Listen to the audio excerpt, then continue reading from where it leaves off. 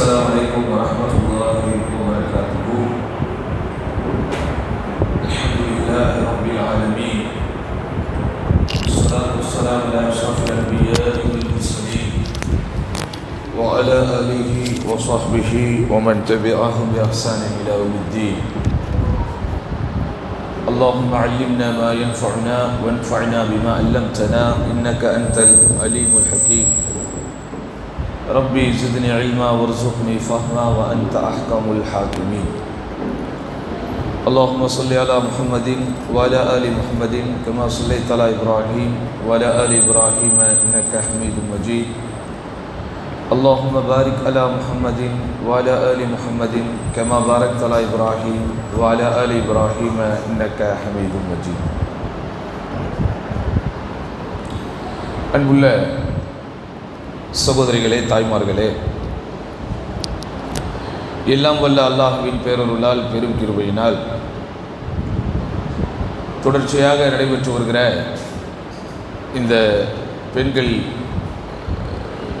நிகழ்ச்சியிலே இன்றைக்கு நாம் அனைவரும் கலந்து கொள்ளக்கூடிய நல்ல பாக்கியத்தினை பெற்றிருக்கிறோம்.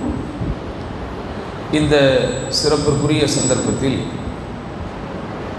தாய்மையே வெல்லும் என்கிற ஒரு தலைப்பின் கீழ் ஒரு முன்மாதிரி மிக்க ஒரு முஸ்லிம் தாய் எப்படியெல்லாம் இருப்பாள், எப்படியெல்லாம் இருக்க வேண்டும், எப்படியெல்லாம் இருந்தால் அது அவளுக்கும் இந்த சமூகத்திற்கும் நன்மை பயக்கும் என்பதையெல்லாம் உள்ளடக்கி சில செய்திகளை இன்ஷா அல்லாஹ் இப்போது பார்க்க போகிறோம். ஆரம்பமாக ஒரு நபிமொழியை நான் உங்களுக்கு நினைவுபடுத்த விரும்புகிறேன். நபி ஸல்லல்லாஹு அலைஹி வஸல்லம் அவர்கள் சொன்னார்கள், خير نساء ركبن الإبل صالح نساء قريش. ஒட்டகங்களில் ஏறிய பெண்களிலேயே மிக சிறந்த பெண்கள் குறைஷி குலத்தை சார்ந்த பெண்கள். அதாவது அல்லாஹ்வுடைய தூதர் ஸல்லல்லாஹு அலைஹி வஸல்லம் அவங்க காலத்தில் இருந்த நல்ல பெண்களை பற்றி, சாலிஹான அந்த நல்லொழுக்கமுள்ள அந்த பெண்களை பற்றி சொல்லும்போது இப்படி சொல்கிறாங்க. இப்படி خير نساء ركبن الإبل, இந்த ஒட்டகங்களில் ஏறிய பெண்களிலேயே சிறந்த பெண்கள் யார் என்றால் இந்த குறைஷி குலத்தை சார்ந்த பெண்கள் தான். அப்படின்னா என்ன அர்த்தம்? ஏனைய பெண்களிடத்தில் இல்லாத ஒரு குணம், இல்லாத ஒரு பண்பு அந்த பெண்களிடத்திலே இருந்தது. அது என்ன பண்பு? அஹ்னாஹு அலா வலதின் ஃபி சிக்ரிஹி வ அர்ஆஹு அலா ஸௌஜின் ஃபி ذات யதிஹி. தனது குழந்தையை, பிள்ளையை சிறிய வயதிலே சிறப்பான முறையிலே பராமரித்து வளர்ப்பால், மேலும் கணவனிடத்திலே என்ன இருக்கிறதோ அதை பாதுகாக்கக்கூடியவளாக இருப்பாள். இது அல்லாஹ்வுடைய தூதர் ஸல்லல்லாஹு அலைஹி வஸல்லம் நல்ல பெண்களிடத்தில் இருக்கக்கூடிய அந்த குணநலன்களை பற்றி இப்படி சொல்கிறாங்க. அப்போ மற்றவங்கெல்லாம் நல்ல பெண்களே இல்லையா? இப்போ நாமெல்லாம் ஒட்டகத்தில் ஏறினதே கிடையாது, நம்ம ஊர்களெல்லாம் ஒட்டக பிரயாணமே இல்லை, அப்போ நாம் எல்லாம் இந்த சிறப்பிற்கு வரமாட்டோமா? அப்படி இல்லை. ஒட்டகத்தில் ஏறிய பெண்கள் என்ற ரசூல் ஸல்லல்லாஹு அலைஹி வஸல்லம் சொன்னது அரபுலக பெண்களை குறிப்பதற்காக பயன்படுத்தக்கூடிய ஒரு சொல்லாடல் இது. இப்போது மரியம் அலைஹிஸ்ஸலாம் இருக்காங்கல்ல, அவங்க ஒட்டகத்தில் ஏறினதே கிடையாது, ஆனால் அவங்கள அல்லாஹ்வுடைய தூதர் ஸல்லல்லாஹு அலைஹி வஸல்லம் மிக சிறந்த பெண் அப்படின்னு சொல்லியிருக்கிறாங்க. குர்ஆன்லேயே அல்லாஹ் அந்த மரியம் அலைஹிஸ்ஸலாம் அவங்கள இறை நம்பிக்கையாளர்களுக்கு முன்மாதிரியான பெண் அப்படின்னு சொல்கிறாங்க. அப்போ அதனால் இதில் கருத்து என்ன? ஒட்டகத்தில் ஏறிய பெண்கள் அப்படிங்கிற கருத்தில் என்னென்னா, இந்த பூமியில் பிறந்த பெண்களிலேயே, இந்த பூமியில் வாழ்ந்து கொண்டிருக்கிற பெண்களிலேயே சிறந்த பெண் யார்? 2 தகுதி உள்ளவங்க தான். அது என்ன 2 தகுதி? பிள்ளைகளை, குழந்தைகளை சிறு வயதிலே சரியான முறையிலே பராமரிப்பாங்க. 2வது, கணவனுடைய பொருளாதாரத்தை அவர்கள் வீணடிக்காமல் பார்த்து கொள்வார்கள். இதுதான் ரசூலுல்லாஹி ஸல்லல்லாஹு அலைஹி வஸல்லம் அவர்கள் இந்த ஹதீஸில் சொன்ன ஒரு செய்தி.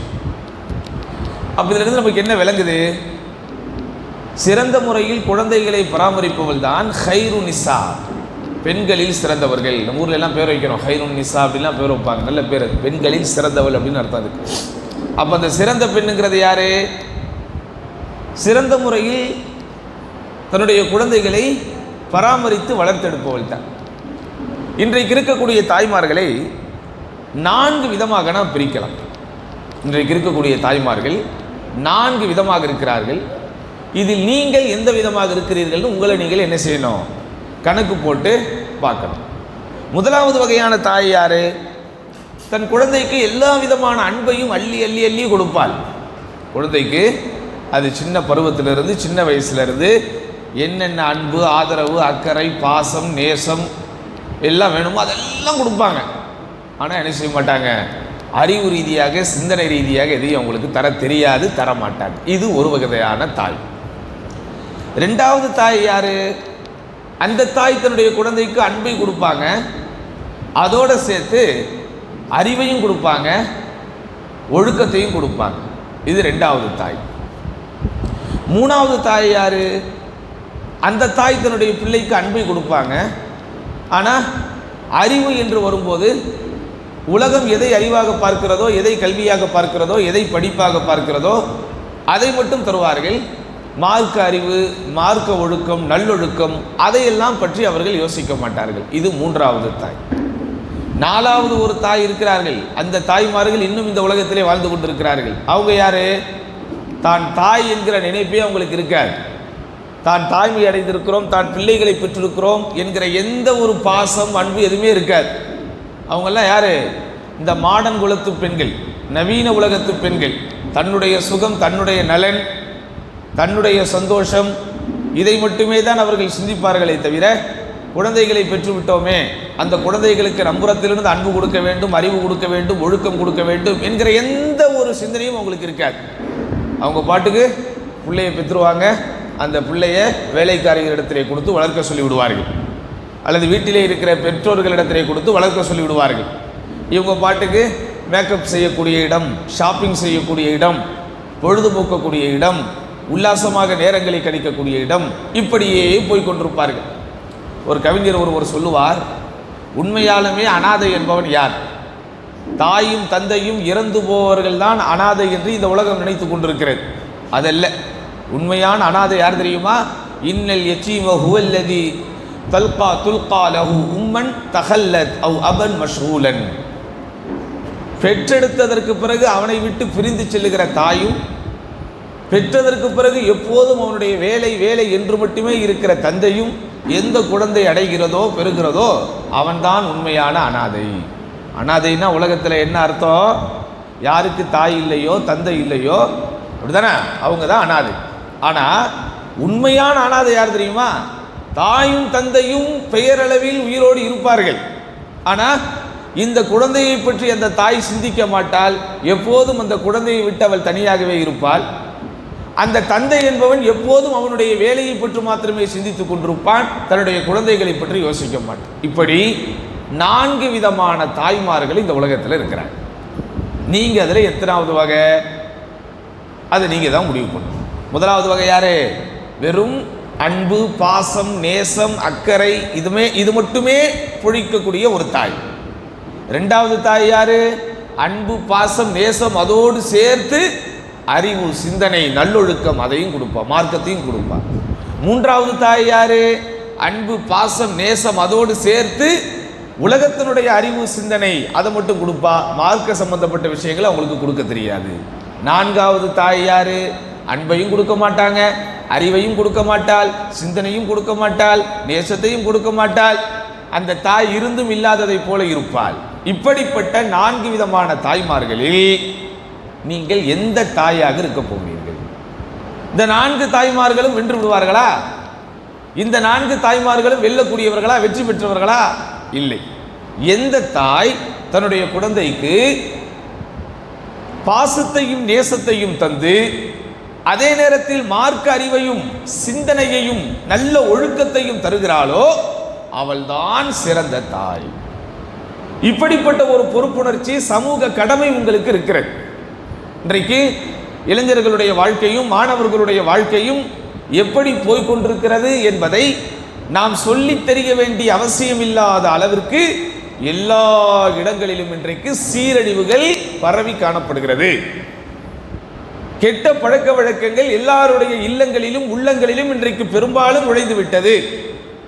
நேரங்களை வீணடிப்பது, மார்க்க சிந்தனை இல்லாமல் வளருவது, பெரியவர்களுக்கு மரியாதை செலுத்த வேண்டும் என்கிற கண்ணியம் இல்லாமல் வளருவது, கடமை உணர்ச்சிகளை சீரியஸாக எடுத்துக்கொள்ளாமல் இருப்பது, பெற்றோர்களுக்கு கண் குளிர்ச்சியாக வாழ வேண்டிய பிள்ளைகள் அந்த பெற்றோர்களுக்கு மிகப்பெரிய மன வருத்தத்தையும் மிகப்பெரிய தொல்லைகளையும் தருவது இன்றைக்கு பெருகிக் கொண்டே இருக்கிறது. சமூக சீர்கேடுகள் எல்லா வடிவிலும் இன்றைக்கு எல்லா வடிவங்களிலும் வந்துவிட்டது. போதை பழக்க வழக்கங்களுக்கு ரொம்ப சின்ன வயதிலேயே பிள்ளைகள் இன்றைக்கு ஆளாகிவிட்டார்கள். பெரிய பெரிய தவறுகளை எல்லாம் சின்ன சின்ன வயதுகளிலேயே தெரிந்து கொள்கிறார்கள். இது யாருடைய தப்பு? சமூகத்தை மட்டுமே நாம் குற்றம் சொல்லிக் கொண்டிருக்க முடியுமா? அவன் சமூகத்திற்கு பிள்ளையா, நமக்கு பிள்ளையா? சமூகத்திற்கு அவனை பற்றி எந்த கவலையும் இல்லை. நம் வீட்டு பிள்ளைகளுக்கு நன்மையை சொல்லித் தருவதற்கு, ஒழுக்கத்தை சொல்லித் தருவதற்கு, நல்ல வாழ்க்கை முறையை சொல்லித் தருவதற்கு இன்றைக்கு சமூகத்தில் எதுவும் இல்லை. பள்ளிக்கூடத்திலே அவன் ஒழுக்கத்தை கற்றுக்கொள்வதற்குண்டான சூழல் இல்லை. கல்லூரியிலே ஒழுக்கத்தை படிப்பதற்குண்டான சூழல் இல்லை. அவனோடு பழகுகிற நண்பர்களோ அல்லது அவன் யாரோடு சேர்ந்து பயணிக்கிறானோ அவர்களோ யாரும் இவனுடைய ஒழுக்க வாழ்க்கையை பற்றி கவலை கொள்வதற்கு யாரும் இல்லை. ரொம்ப தெளிவாக சொல்லணும்னா, இந்த பிள்ளைகளுக்கு இன்றைக்கு ஒழுக்கத்தை போதிக்கின்ற ஒரே இடமாக பள்ளிவாசல்களும் மதரசாக்களும் மட்டும்தான் இருக்கிறது. ஆனால் நீங்கள் நெஞ்சிலே கை வைத்து சொல்லுங்கள், உங்கள் வீட்டு பிள்ளைகள் எவ்வளவு தூரம் மதரசாக்களோடும் மஸ்ஜிதுகளோடும் தொடர்போடு இருக்கிறார்கள்? அப்போ உங்கள் பிள்ளைகள் சீர்கெட்டு போகக்கூடாது, சிறப்பான முறையில் அவர்கள் வாழ வேண்டும் என்று அக்கறை எடுக்கின்ற ஒரே இடம் அல்லாஹ்வுடைய பள்ளிவாசல் அப்படிங்கிறத நீங்கள் மறந்துடக்கூடாது. ஒரு தாய் அவளுடைய பங்களிப்பை, அவளுடைய கடமையை, அவளுக்கு மார்க்கம் கொடுத்திருக்கக்கூடிய பொறுப்புகளை சரியான முறையிலே செய்யாவிட்டால் மிகப்பெரிய நஷ்டத்தையும் கஷ்டத்தையும் அவள் வாழ்க்கையிலே சந்திக்க நேரிடும். கொஞ்சம் சிந்திச்சு பாருங்க, அல்லாஹ் எப்படிப்பட்ட வாழ்க்கை முறையை நம்மிடத்தில் எதிர்பார்க்கிறான். அந்த துஆ, ரப்பனா ஹப்லனா மின் அஸ்வாஜினா வ ذُرِّيَّاتِنَا குர்ரத அயுன், எங்கள் இறைவா எங்களுடைய மனைவிமார்களையும் எங்களுடைய சந்ததிகளையும் எங்களுடைய கண்களுக்கு குளிர்ச்சியாக ஆக்கு. அப்போ பிள்ளை செல்வத்தினுடைய நோக்கமே என்ன? அந்த பிள்ளை செல்வம் உங்களுடைய கண்களுக்கு குளிர்ச்சியாக இருக்க வேண்டும்.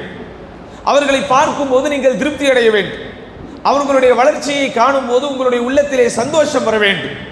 எந்தெந்த விஷயங்களை எல்லாம் அவன் செய்தால் ஒரு தாயுடைய மனம் குளிருமோ, ஒரு தந்தையினுடைய மனம் குளிருமோ, அப்படிப்பட்ட விதத்திலே வாழக்கூடியவர்களாக அந்த பிள்ளைகளுடைய வாழ்க்கை இருக்க வேண்டும். அதுக்கு பின்னால தாய்மார்களுடைய கடமை, தாய்மார்களுடைய பங்களிப்பு, தாய்மார்களுடைய பொறுப்பு முதலாவது இடத்திலே இருக்கிறது. உங்களுக்கு நல்லா தெரியும், நபிகள் நாயகம் ஸல்லல்லாஹு அலைஹி வஸல்லம் அவர்கள் சொல்கிறார்கள், குல்லு மௌலூதின் யூலது அலல் ஃபித்ரா, பிறக்கின்ற குழந்தைகள் எல்லாமே ஃபித்ரா என்கிற அல்லாஹ்வுடைய இயற்கையான மார்க்கத்தில் தான் பிறக்கிறது. ஒரு குழந்தை பிறந்துடுச்சு அப்படின்னு சொன்னா அதற்கு இணை வைக்கவோ பாவங்களான காரியங்களின் பக்கம் போகவோ தெரியாது. அதனால தான் குழந்தை வளரும் போது உண்மை மட்டுமே பேசுகிறது. கள்ளங்கபடம் இல்லாத குழந்தைகிறோம். குழந்தை வளரும் போது, பிறந்து வளரும் போது அதற்கு பொய் பேச தெரியாது, ஏமாற்ற தெரியாது, துரோகம் செய்ய தெரியாது, உயர்ந்தவன் தாழ்ந்தவன் என்கிற பாகுபாடு பார்க்க தெரியாது, ஏழை பணக்காரன் என்கிற வித்தியாசம் தெரியாது. அப்படிதானே? அந்த குழந்தை எப்படி இருக்கும்?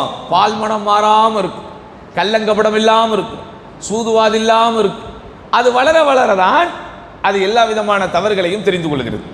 அதை தான் அல்லாஹ்வுடைய தூதர் சொல்றாங்க, குல்லு மௌலூதின் யூலது அலல் ஃபித்ரா, பிறக்கின்ற குழந்தைகள் எல்லாமே ஃபித்ரா என்கிற அல்லாஹ்வின் மார்க்கத்தின் அந்த இயல்பான இயற்கையான மார்க்கத்தில் தான் பிறக்கின்றன. ஃபஅபவாஹு, அந்த குழந்தையின் பெற்றோர்கள் தான் யுஹவ்விதானிஹி வ யுனஸ்ஸிரானிஹி வ யுமஜ்ஜிசானிஹி, இந்த குழந்தையினுடைய பெற்றோர்கள் தான் அந்த குழந்தையை யூதனாகவோ அல்லது கிறிஸ்தவனாகவோ அல்லது நெருப்பை வணங்கக்கூடியவனாகவோ மாற்றி விடுகிறார்கள். அப்போ ஒரு குழந்தை தடம் மாறி போகிறதென்றால், தடுமாறி போகிறதென்றால், ஒரு குழந்தை திசை மாறி போகிறதென்றால், பாதை மாறி போகிறதென்றால் முதன்மையான காரியம் பெற்றோர்கள் தான். அந்த பெற்றோர்கள் முதன்மையானது தாய் தான். ஏன் அல்லாஹ்வுடைய தூதர் ஸல்லல்லாஹு அலைஹி சொல்றாங்க, அல் மர்அத்து மஸ்ஊலியத்துல் லி பைத்தி ஜௌஜிஹா, ஒரு பெண் தன்னுடைய கணவனின் இல்லத்திற்கு பொறுப்பாளியாக இருக்கிறாள். அப்போ அந்த பிள்ளையை வென்றெடுப்பதற்கு, அந்த பிள்ளையை சீர்படுத்துவதற்கு, அந்த பிள்ளையை சரியான பாதையிலே நேர்கோட்டிலே கொண்டு வருவதற்கு தாய் முயற்சி செய்ய வேண்டும். முயற்சி செய்யாமல் நடக்காது. நீங்கள் கொஞ்சம் உழைக்க வேண்டும், நீங்கள் ஒத்துழைக்க வேண்டும், அதற்காக சில முஸ்தீபுகளை எடுக்க வேண்டும். ஒரு சின்ன வரலாற்று சம்பவத்தை உங்களுக்கு சொல்ல ஆசைப்படுறேன் நான். ரபீ இப்னு ஹுசைம் அப்படிங்கிற பேர்ல ஒரு மிகப்பெரிய தாபிஈ. தாபிஈனா யாரவங்க? சஹாபாக்களுடைய காலத்திற்கு அடுத்து வந்தவர்கள். அதாவது அவர்கள் நபி ஸல்லல்லாஹு அலைஹி வஸல்லம் அவங்கள நேரில் பார்த்துருக்க மாட்டாங்க. சஹாபாக்களுடைய அடுத்த காலத்தில் இருப்பதனால சஹாபாக்களை சந்தித்திருப்பார்கள், சஹாபாக்களிடத்திலே பாடம் படித்திருப்பார்கள், சஹாபாக்களிடத்திலே ஹதீஸ் போன்ற விளக்கங்களை பெற்றிருப்பார்கள். இவங்க தான் யாரு? தாபிஈங்கள். இதுல இந்த ரபீ இப்னு ஹுசைம் என்கிற இந்த தாபிஈ மிகவும் பிரசித்தி பெற்றவர், உலகப்பற்றவர் என்கிற ஒரு பேரை பெறக்கூடிய அளவிற்கு சிறப்பான ஒரு வாழ்க்கையை வாழ்ந்தவர். தன்னுடைய கண்களால் தன்னுடைய வாழ்க்கையின் கடைசி வரைக்கும் எந்த ஹராமையும் ஏறெடுத்து பார்க்காதவர் என்கிற சிறப்பிற்கு சொந்தக்காரர். மிகப்பெரிய ஒரு ஆபித். ஆபித் என்றால் என்ன? வணக்கசாலி. அந்த சமூக மக்களுக்கு வழிகாட்டக்கூடிய மாபெரும் அறிஞராக திகழ்ந்தவர். ஆனால் இவருடைய பின்னணி என்ன? இவருடைய பின்னணி எப்படி இருந்துச்சு? இவங்க ரொம்ப கஷ்டப்பட்ட குடும்பத்தில் பிறக்கிறார். இவருடைய தகப்பனார் இவர் ஒரு சின்ன குழந்தையாக இருக்கும்போது அந்த குழந்தையின் தாய், அதாவது தன்னுடைய மனைவி இடத்துல கொஞ்சம் காசை கொண்டு வந்து கொடுக்குறார். மனைவி கிட்ட என்ன செய்கிறாரு? கொஞ்சம் காசை கொண்டு வந்து கொடுக்குறார். இந்த காசு தான் என்கிட்ட இருக்குது, இதை நீங்கள் பத்திரமா வச்சுக்கங்க. நான் வெளியூருக்கு போய், வெளிநாடுகளுக்கு போய் சம்பாதித்து காசு சேர்த்து விட்டு பல வருடங்களுக்கு பின்னாடி தான் வருவேன். அப்போ நான் காசை கொண்டு வந்து இதையும் நம்ம ஒன்னாக்கி ஒரு வீடு கட்டி வாழலாம். இதுதான் இவங்களுடைய ஆசை. அவங்களுடைய அதிகபட்ச ஆசை என்னது? இப்போ நம்ம ஒரு வீடு கட்டணும், ஆனால் எங்கிட்ட இருக்கக்கூடிய இந்த பொருளாதாரம் வீடு கட்டுவதற்கு பத்தாது. அப்போ அதனால் இந்த பொருளாதாரத்தை நீங்கள் கையில் வச்சுக்கோங்க. நான் என்ன செய்கிறேன்? நம்முடைய ஊரை விட்டு வெளியூருக்கு போய் ஆங்காங்கே சுற்றி கஷ்டப்பட்டு வேலை செய்து காசு பணம் சேர்த்து நான் கொண்டு வருகிறேன், அதுக்கப்புறம் நம்ம ஒரு வீடு கட்டலாம் அப்படின்னு சொல்லி கொடுத்துட்டு போகிறார். இந்த அம்மா வந்து இந்த மகனை பார்க்குது. இப்போ இந்த காசை இவங்க என்ன செய்யணும்? சேர்த்து வச்சு கணவன் வர வரைக்கும் காத்திருந்து கணவர் கொண்டு வர காசோடு சேர்த்து வீடு கட்டணும். இந்த அம்மா யோசிக்கிறாங்க, வீடு கட்டுவது நமக்கு சிறப்பானதா அல்லது இந்த பொருளாதாரத்தை வைத்து இந்த மகனுக்கு தரமான ஒழுக்க கல்வியை கொடுப்பது பெரிதா அப்படின்னு யோசிக்கிறாங்க. ஏன்னா அன்றைக்கு இருந்த காலகட்டத்தில் எப்படி படிப்பதற்கு போவர்கள் அவங்க தான் செலவு பண்ணணும். மதரசாவிற்கு போய் படிக்கணும், மார்க் அறிஞர்களிடத்திலே சென்று படிக்கணும் அப்படின்னு சொன்னால் படிப்பதற்கு யார் செல்கிறாரோ அவர்தான் தன்னுடைய உணவு தேவைகளை பூர்த்தி செய்து கொள்ள வேண்டும். படிப்பதற்காக யார் செல்கிறாரோ அவர்தான் தன்னுடைய அனைத்து தேவைகளையும் பூர்த்தி செய்ய வேண்டும். இன்னும் படிக்க போகிற இடத்திலும் கட்டணம் கட்ட வேண்டிய சூழ்நிலை வந்தால் அந்த கட்டணத்தையும் அவர்கள் கட்ட வேண்டும். ஆனால் இந்த தாய் என்ன செய்கிறாங்க? இது எல்லாத்தையும் யோசித்து வீடு கட்டுவதை விட, இந்த காசை சேர்த்து வைப்பதை விட மகனுக்கு மார்க்கத்தோடு சேர்த்த நல்லொழுக்க கல்வியை தான் கொடுக்க வேண்டும் என்று முடிவெடுத்து அந்த காசை செலவு செய்து அந்த மகனை மார்க்க கல்வி படிப்பதற்காக அனுப்புகிறார்கள், நல்லொழுக்க கல்வியை கற்பதற்காக அனுப்புகிறார்கள். மாஷா அல்லாஹ், அவர் அந்த சின்ன பிராயத்தில் இருந்தே, தனக்கும் தந்தை ஊரில் இல்லை, நன்றாக சிந்தித்து பாருங்கள். தந்தை இல்லாமல் இன்றைக்கு ஆண் பிள்ளைகளை வளர்க்க முடியுமா? அது அவ்வளவு எளிதா? அடங்குவார்களா பிள்ளைகள் வளர வளர? இதுதானா ஒரு 10-13 வயது அல்லது 5-8 வயதை தாண்டி விட்டாலே பெரும்பாலும் ஆண் பிள்ளைகள் என்ன செய்யறதில்லை? அம்மாமார்களுக்கு அடங்குறதில்லை. அம்மாமார்களை ரொம்ப இலகுவாக எதிர்த்து பேசுவது, அம்மாமார்கள் அடிக்க வரும்போது தடுப்பது, இன்னும் சில இடங்களில் அம்மாமார்களையே திருப்பி அடிப்பது, இதெல்லாம் ஆங்காங்கே பல வீடுகளில் நடந்து கொண்டிருக்கிறது. அல்லாஹ் காப்பாற்றணும். அப்படிதானா?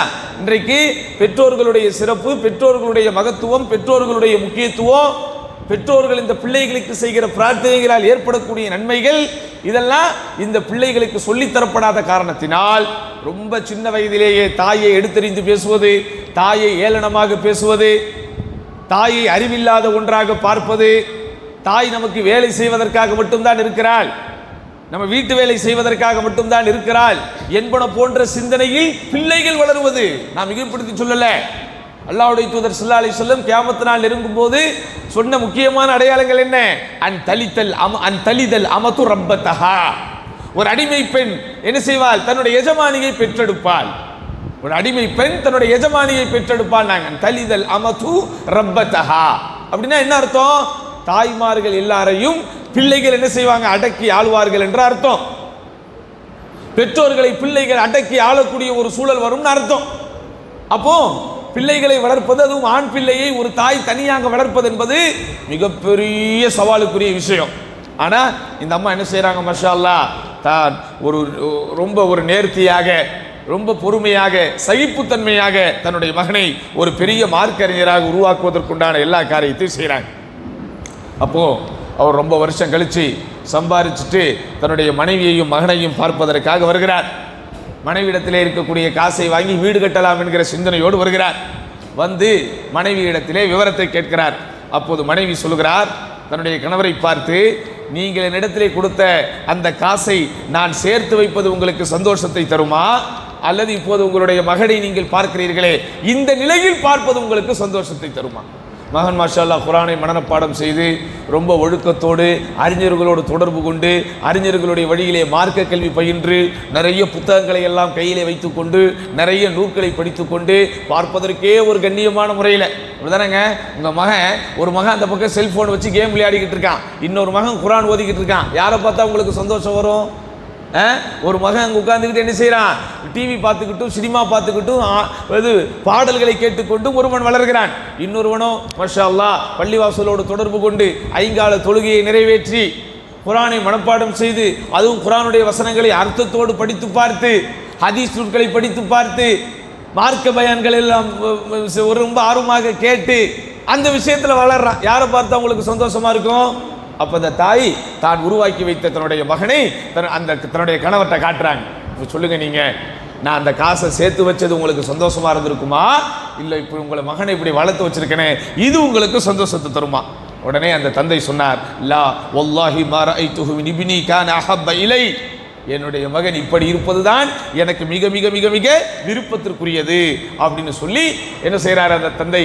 இன்னும் தன்னுடைய கையில் இருக்கக்கூடிய பணத்தை கொடுத்து, இதையும் இவனுக்கு மார்க்க கல்வியை பயிலக்கூடிய பாதையிலே நீ செலவு செய்யி அப்படின்னு சொல்றார். இவர்தான் ரபி இப்னு ஹுசைம் என்கிற பேரிலே பிற்காலத்தில் மிகப்பெரிய அறிஞராக வளர்கிறார். மிகப்பெரிய அறிஞராக வளர்கிறார். அப்ப யாரெல்லாம் இந்த சமூகத்திலே மிக சிறந்த அறிஞர்களாக இருந்தார்களோ, வழிகாட்டிகளாக திகழ்ந்தார்களோ, அவர்கள் எல்லோருக்கும் பின்னாடி யார் தான் இருந்திருக்கிறார்? தாய்மார்கள் தான் இருந்திருக்கிறார்கள். அப்போ தாய்மார்கள் தங்களுடைய கடமைகளை செய்யணும். என்ன செய்யணும்? இப்போ இந்த மாதிரி வரலாறுகளை சொன்னால் சொல்லிக்கிட்டே போகலாம், அப்படிதானே? யார் யாரெல்லாம் எந்தெந்த தாய்மார்கள் எல்லாம் சிரமப்பட்டு தங்களுடைய பொறுப்புகளையும் கடமைகளையும் நிறைவேற்றக்கூடிய விதத்திலே அவர்கள் கடமையாற்றினார்கள் அப்படிங்கிறத சொல்லணும்னா என்ன செய்யலாமோ சொல்லிக்கிட்டே போகலாம். ஆனால் இவங்க எல்லாருடைய வாழ்க்கையில் நமக்கு கிடைக்கக்கூடிய பாடங்கள் என்ன?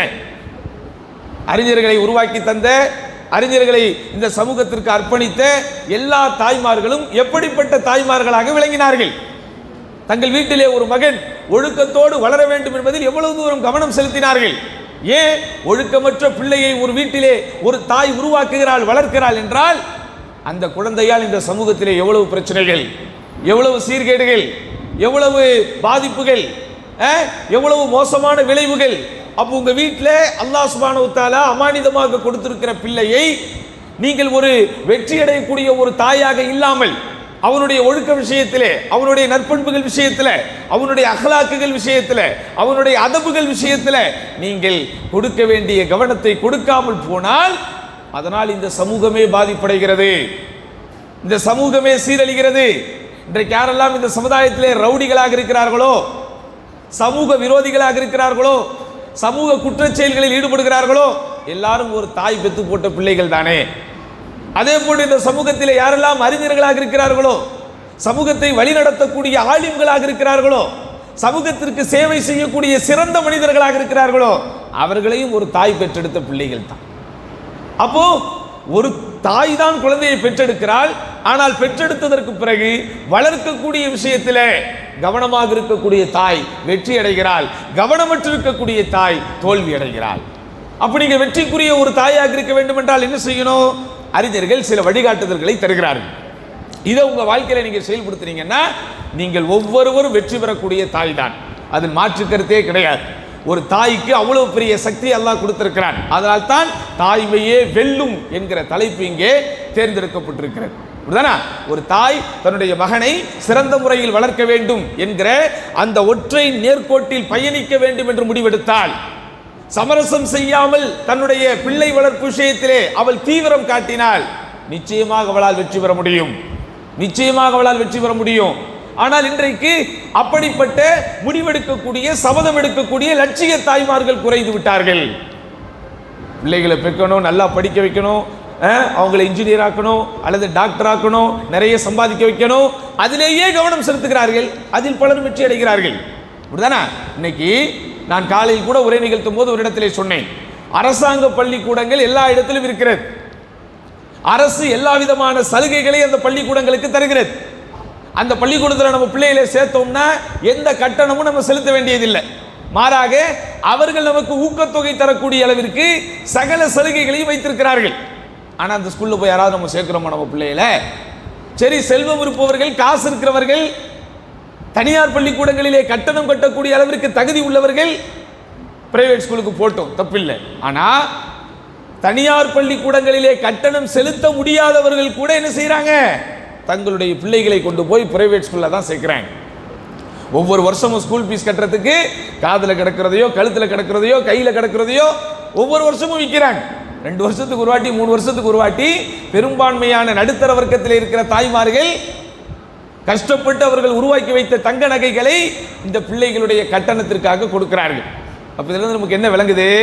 வறுமை கோட்டிற்கு கீழே உள்ளவர்கள் கூட, வறுமை கோட்டிற்கு கீழே இருக்கிறாங்க நம்ம யாரை சொல்றோமோ, 3 வேளை உணவு கூட சாப்பிட முடியாத சிரமத்தில் யாரெல்லாம் இருக்கிறார்களோ அவர்கள் கூட தங்கள் பிள்ளைகளை என்ன செய்யறாங்க? கட்டணம் கட்டி படிக்கக்கூடிய இடத்திற்கு அனுப்புகிறார்கள். அதனால நீங்க உங்க பிள்ளைகளை ஸ்கூல்ல சேர்த்துட்டோங்கிறதுனால என்னுடைய பார்ட் முடிஞ்சிருச்சு, நான் என் பிள்ளைய படிக்க வச்சுட்டேன், என்னுடைய ரோல் முடிஞ்சிருச்சு அப்படி நீங்க நினைச்சீங்கன்னா நீங்கள் தவறான நம்பிக்கையில் இருக்கிறீர்கள். ஏன்?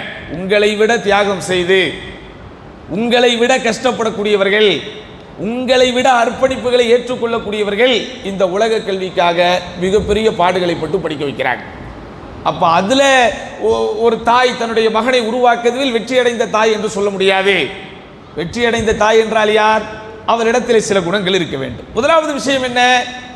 அந்த தாய் தன்னுடைய பிள்ளைகளுக்கு மார்க்க விஷயங்களையும் வணக்க வழிபாடுகளையும் அல்லாஹுக்கு விருப்பமான காரியங்களையும் சிறு வயதில் இருந்தே வழிகாட்டக்கூடியவளாக இருப்பாள். நீங்க எல்லாம் அடிக்கடி கேள்விப்பட்டிருக்கிற ஹதீஸ் தான். உங்களுடைய குழந்தைகள் 7 வயதை அடைந்தால் தொழும்படி ஏவுங்கள், 10 வயதை அடைந்தால் அடித்தாவது தொழ அனுப்புங்கள். இது அல்லாஹ்வுடைய தூதர் சொன்னாங்க. அப்ப 7 வயதிலிருந்து 10 வயது அடைவதற்குள் உங்களுடைய பிள்ளைகளுக்கு தொழுகை பற்றிய சட்டங்கள் தெரிந்திருக்க வேண்டும், தொழுகையில் ஓதக்கூடிய துஆக்களை பற்றி தெரிந்திருக்க வேண்டும், தொழுகையிலே என்னென்ன காரியங்களை எப்போது எப்போது செய்யணும், தொழுகையில் அனுமதிக்கப்பட்ட விஷயங்கள் என்ன, அனுமதிக்கப்படாத விஷயங்கள் என்ன, தொழுகையை ஏற்க வைக்கக்கூடிய விஷயங்கள் என்ன, தொழுகையை முறிக்க வைக்கக்கூடிய விஷயங்கள் என்ன, அதெல்லாம் தெரியணும். தாய்க்கே தெரியாட்டா பிள்ளைக்கு எப்படி தெரியும்? அப்போ ஒரு சரியான தாய், வெற்றி அடையக்கூடிய தாய், ஒரு முன்மாதிரியான தாய் என்ன செய்வா? சிறுபிராயத்தில் இருந்தே தன்னுடைய பிள்ளைகளுக்கு மார்க்க விஷயத்தையும் ஒழுக்க விஷயத்தையும் குறிப்பாக வணக்க வழிபாடுகள் விஷயத்தை சொல்லித் தரக்கூடியவளாக இருப்பாள். நபிகள் நாயகம் ஸல்லல்லாஹு அலைஹி வஸல்லம் காலத்து சஹாபிய பெண்மணிகள் அப்படிதான் இருந்தாங்க. பிள்ளைகளுக்கு சின்ன வயதிலேயே நோன்பு வைக்கக்கூடிய பயிற்சியை தருவார்கள், பிள்ளைகளுக்கு தொழக்கூடிய அந்த சூழ்நிலைகளை உருவாக்குவார்கள், தொழுகைக்காக அனுப்புவார்கள். பெண்களும் அன்றைக்கு பள்ளிவாசலுக்கு போய் தொழும்போது தங்களுடைய குழந்தைகளை உடன் அழைத்துக் கொண்டு சொல்வார்கள். அப்ப அந்த மாதிரி என்ன செய்யணும்? நீங்க சின்ன வயதில் இருந்தே, சிறிய பிராயத்தில் இருந்தே உங்கள் வீட்டு பிள்ளைகளுக்கு எதெல்லாம் அவர்களது மார்க்க விஷயங்களாக இருக்கிறதோ, ஒழுக்க விஷயங்களாக இருக்கிறதோ, வணக்க வழிபாடுகளோடு தொடர்புடைய விஷயங்களாக இருக்கிறதோ அதையெல்லாம் சொல்லிக் கொடுக்கக்கூடியவளாக இருப்பாள். குர்ஆனை மனனம் செய்வதற்கு ஆர்வம் ஊட்டக்கூடியவளாக இருப்பாள். ஹதீஸ்களை, சின்ன சின்ன ஹதீஸ்களை மனனம் செய்வதற்கு அவள் வழிகாட்டக்கூடியவளாக இருப்பாள். எந்த விஷயமாக இருந்தாலும் அவனுடைய வாழ்க்கையை குர்ஆனை கொண்டும் ஹதீஸை கொண்டும் தொடர்பு படுத்தக்கூடிய ஒரு தாயாக இருப்பாள். அப்படிப்பட்ட தாயா நீங்க இருக்கணும். அப்படிப்பட்ட தாய்மார்கள் தான் இன்றைக்கு தேவை. அந்த மாதிரி தாய்மார்களாக நீங்கள் இருக்கும்போதுதான் எதிர்காலத்தில் உங்கள் பிள்ளை ஒரு சமூக விரோதியாக மாறாமல், சமூக குற்றங்களை செய்யக்கூடியவனாக இருக்காமல் ஒழுக்கத்தோடு இருப்பான். இன்றைக்கெல்லாம் பிள்ளைகளை பற்றி வரக்கூடிய செய்திகள் வெளியே சொல்ல முடியாத அளவிற்கு பெரிய பெரிய தவறுகளை ரொம்ப சர்வசாதாரணமாக செய்கிறார்கள். கையிலே வைத்துக் கொண்டிருக்கக்கூடிய மொபைல் போன்களை வைத்து எல்லா விதமான கெட்ட பழக்க வழக்கங்களிலும் இன்றைக்கு பிள்ளைகள் ஈடுபடக்கூடிய ஒரு சூழ்நிலைகளை நம்ம கவனித்துக் கொண்டிருக்கிறோம். அப்ப இதிலிருந்து இந்த சமுதாயத்தை காப்பாற்றக்கூடிய பொறுப்பு, இந்த சமுதாயத்தை காப்பாற்றக்கூடிய ஒரு மிகப்பெரிய கடமை முன்மாதிரி தாய்மார்களாகிய உங்களிடத்திலே இருக்கிறது. இரண்டாவது என்ன, அந்த தாய் தன்னுடைய மகனுக்கு அன்பையும் நேசத்தையும் இரக்கத்தையும் பரிவையும் சின்ன வயதிலிருந்தே சொல்லிக் கொடுப்பாள். இந்த இரக்க குணம் பிள்ளைகள்கிட்ட வளரும். எப்படி வளரும் பிள்ளைகள்கிட்ட? அவர்கள் யாரை பார்த்து பார்த்து வளர்கிறார்களோ, யாரை பார்த்து பார்த்து பழகுகிறார்களோ, அதுபோலத்தான் அந்த பிள்ளைகள் வளரும். அல்லாஹ்வுடைய தூதர் ஸல்லல்லாஹு அலைஹி வஸல்லம் ஒரு ஹதீஸிலே சொல்கிறார்கள், எந்த ஒரு கூட்டத்திற்கு அல்லாஹ் நன்மையை தருவதற்கு நாடுகிறானோ அந்த கூட்டத்திற்கு முதலில் அல்லாஹ் ரிஃப்க் என்கிற மென்மையை தந்து விடுவான். இப்படி அல்லாஹ் சுப்ஹானஹு வ தஆலா ஒரு கூட்டத்திற்கு, ஒரு கூட்டம் என்றால் ஒரு குடும்பம், ஒரு குடும்பத்தில் கணவன் மனைவி தாய் தந்தை பிள்ளை எல்லோரும் இருப்பது தான் ஒரு குடும்பம். இந்த குடும்பத்திற்கே அல்லாஹ் நன்மையை தர வேண்டும் என்று நாடிவிட்டால் அந்த குடும்பத்திலே உள்ள அத்துணை பேருக்கும் மென்மையான சுபாவத்தை தந்து விடுவான். அப்ப அந்த மென்மையான சுபாவத்தோடு நம்முடைய பிள்ளைகள் வளர வேண்டும். மூர்க்கத்தனம் கொண்டவர்களாக, பிடிவாதம் கொண்டவர்களாக, எதற்கெடுத்தாலும் ஆத்திரப்படுபவர்களாக, கையில் கிடைக்கிற பொருட்களை எல்லாம் எடுத்து எறிபவர்களாக, கண்ணில் காண்கிற பொருட்களை எல்லாம் பிடித்து தள்ளுபவர்களாக என்ன செய்யக்கூடாது? குழந்தைகள் வளரக்கூடாது. இன்றைக்கு பிள்ளைகள் எப்படி வளர்றாங்க? அவன் கேட்கிற ஒரு பொருள் வாங்கி தரல அப்படின்னு சொன்னா அந்த இடத்திலேயே கீழே கலந்து நீச்சல் அடிக்கிறான். கீழே எது 2 வயசு பையன் 3 வயசு பையன் அல்லது 4 வயசு பையன் 5 வயசு பையன் கேட்ட ஒன்று கிடைக்கவில்லை என்று சொன்னால் என்ன நடக்குது? எந்த கடத்தெருவில் நிற்கிறானோ அல்லது எந்த கடையில் நிற்கிறானோ அந்த இடத்திலேயே கதறி அழுது எல்லாருடைய கவனத்தையும் தன் பக்கம் திருப்புறான். உடனே நம்மள என்ன செஞ்சோம்? ஆஹா, இவன் சேட்டை தாக்க முடியல, வாங்கி கொடு. அப்போ அவன் கத்துக்கிறான், ரைட், இனிமே எது நம்ம கேட்கணும்னாலும் இதுதான் நமக்கு வழி. சின்ன குழந்தையா இருக்கும்போது இந்த குழந்தைக்கு அழுவதை தவிர ஒன்றுமே தெரியாது, அழுவதை தவிர ஒன்றுமே தெரியாது. ஆனால் உங்கள் குழந்தை பால் குடிப்பதற்கு மட்டும்தான் அழுவுமா? இல்ல, எல்லாத்துக்கும் அழுகை தான். ஏன்? அவன் அழுவும் போது நீங்கள் பால் கொடுத்து நம்ம பழக்கிறோம். அப்போ நமக்கு எது தேவை என்றாலும் அழ வேண்டும் அப்படிங்கிற அந்த முதல் பாடத்தை குழந்தை வீட்டினில் தொட்டினில் அந்த தொட்டில கத்துக்குது.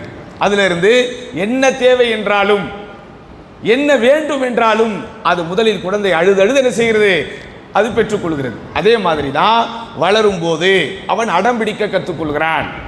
அப்ப அந்த அடம்பிடிக்க அவன் ஆரம்பிக்கும் போது அவனை என்ன செய்யணுமா? ஒரு சிறப்பான முறையில் வேறு விதமாக அவனுக்கு நம்ம பயிற்சி கொடுத்து, சரி இவனை ஆட வைக்கக்கூடாது, இவனை இப்படி அடம் பிடிக்க வைக்கக்கூடாது, நம்ம ஹிக்மத்தா கொண்டு போகணும் அப்படிங்கிற மாதிரி என்ன செய்யணும்? நீங்க அந்த பிள்ளைகளுக்கு ஒரு அன்பை கொடுத்து இரக்கத்தை கொடுத்து அவர்களை வளர்க்க வைக்க வேண்டும்.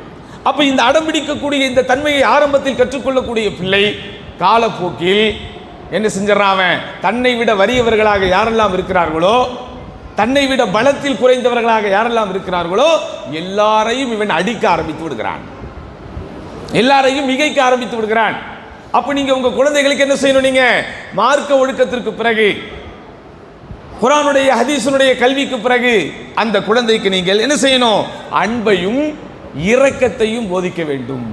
அன்புள்ள குழந்தைகளாக, இரக்கமுள்ள குழந்தைகளாக அந்த குழந்தைகள் வளர வேண்டும். மூணாவது என்ன? எப்போதும் அந்த குழந்தைகளை புத்திசாலித்தனத்தோடு நீங்கள் வளர்க்க வேண்டும். அது ரொம்ப முக்கியம். குழந்தைகளுக்கு என்ன வேணும்? புத்திசாலித்தனம், அது தக்கா என்பார்கள். புத்திசாலித்தனம் வாழ்க்கையில் ரொம்ப ரொம்ப முக்கியம். புத்திசாலித்தனம் என்பது இருக்கும் போதுதான் அவர்கள் எங்கேயும் என்ன செய்ய மாட்டாங்க? ஏமாற மாட்டாங்க. ஒரு உண்மையான முஸ்லீம் அவனுடைய வாழ்க்கையில் என்ன செஞ்சிடக்கூடாது? அவன் ஏமாந்து விடக்கூடாது. நபிகள் நாயகம் ஸல்லல்லாஹு அலைஹி வஸல்லம் ரொம்ப அழகா சொல்லுவாங்க, லா யுல்தகுல் முஃமினு மின் ஜுஹரின் வாஹிதின் மர்ரத்தைன். ஒரு இறை நம்பிக்கையாளன் ஒரே பொந்துக்குள் 2 முறை கொட்டுப்பட மாட்டான்.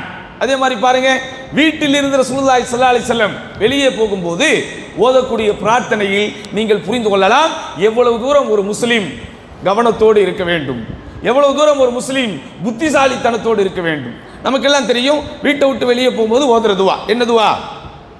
பிஸ்மில்லாஹி தவக்கல்து அலல்லாஹி லா ஹவ்ல வலா குவத்த இல்லா பில்லா. இது ஒரு துவா. அல்லாஹ்வின் மீது நான் அல்லாஹ்வின் பெயரை கொண்டு புறப்படுகிறேன், அவன் மீதே நான் பொறுப்பு சாட்டுகிறேன், நன்மையானவற்றில் ஈடுபடவோ தீமையானவற்றிலிருந்து விலகவோ அல்லாஹ்வின் அருள் இல்லாமல் முடியாது. ஆனால் இந்த ஒரு துவா மட்டும் கிடையாது. இதை தாண்டி இன்னொரு துவாவை அல்லாஹ்வுடைய தூதர் ஸல்லல்லாஹு அலைஹி வஸல்லம் சொல்வார்கள். எப்படி? அல்லாஹும்ம இன்னி அஊது பிக அன் அദിல்ல அவ் உதல்ல வ அன் அஸில்ல அவ் உஸல்ல அவ் அظلم அவ் உظلم அவ் அஜ்ஹல அவ் யுஜ்ஹல அலைய. 8 விஷயத்திலிருந்து அல்லாஹ்வுடைய தூதர் ஸல்லல்லாஹு அலைஹி வஸல்லம் பாதுகாவல் தேடிவிட்டு தான் வீட்டை விட்டு புறப்படுவார்கள். நம்மள எத்தனை பேருக்கு இந்த துவா தெரியுங்கிறது நமக்கு தெரியாது. ஆனால் இந்த துவாவை தெரிந்து கொள்ள வேண்டும். உண்மையான தாய்மார்கள், வெற்றி அடையக்கூடிய தாய்மார்கள் என்ன செய்யணும்? நீங்க இந்த துவாவை தெரிந்து கொள்ள வேண்டும். இதனுடைய அர்த்தம் என்ன? வீட்டை விட்டு புறப்படும் போது அல்லாஹ்விடத்திலே பாதுகாவல் தேடுகிறோம். அல்லாஹும்ம, இறைவா, இன்னி அஊது பிக, நான் உன்னை கொண்டு பாதுகாவல் தேடுகிறேன். எதில் பாதுகாவல் தேடுகிறேன்? அன் அദിல்ல அவ் உதல்ல, நான் வழிகெடுவதிலிருந்தும் வழிகெடுக்கப்படுவதிலிருந்தும். நல்லா பார்த்துக்கங்க. குழந்தைகளுக்கு சின்ன வயசுலேருந்தே கொள்கை விஷயத்தில் தெளிவை கொடுக்க வேண்டிய பிரார்த்தனை இது. ஏன்? நாம் மாஷா அல்லாஹ் ஒரு இஸ்லாமிய சூழலில் வீட்டில் இருப்போம், மார்க்க சூழலில் அல்லாஹ் சுப்ஹானஹு வ தஆலா நம்மை அமைத்திருப்பான். ஆனால் நம்ம வெளியே செல்லக்கூடிய எல்லா இடங்களும் அப்படி இருக்காது. எங்கோ ஒரு இடத்தில் ஏதோ ஒரு சூழல் நம்மை வழிகெடுத்து விடும். எங்கோ ஒரு இடத்தில் ஏதோ ஒரு சூழல் நம்மை பாதையை விட்டு மாறு செய்து விடும். ரொம்ப கவனமா இருக்கணும். அல்லாஹ் கிட்ட கேட்கிறேன், அல்லாஹும்ம இன்னி அஊது பிக அன் அദിல்ல அவ் உதல்ல, இறைவா, வழிகெடுவதிலிருந்தும் வழிகெடுக்கப்படுவதிலிருந்தும் உன்னை கொண்டு பாதுகாவல் தேடுகிறேன். அப்படி என்னையும் யாரும் வழிகெடுத்துடக்கூடாது, நானும் யாரையும் வழிகெடுத்துடக்கூடாது. என்னையும் யாரும் வழி தவற போக செய்து விடக்கூடாது, யாராலும் நானும் வழி தவற செய்யப்பட்டு விடக்கூடாது. கவனமான பிரார்த்தனை. இரண்டாவது என்ன?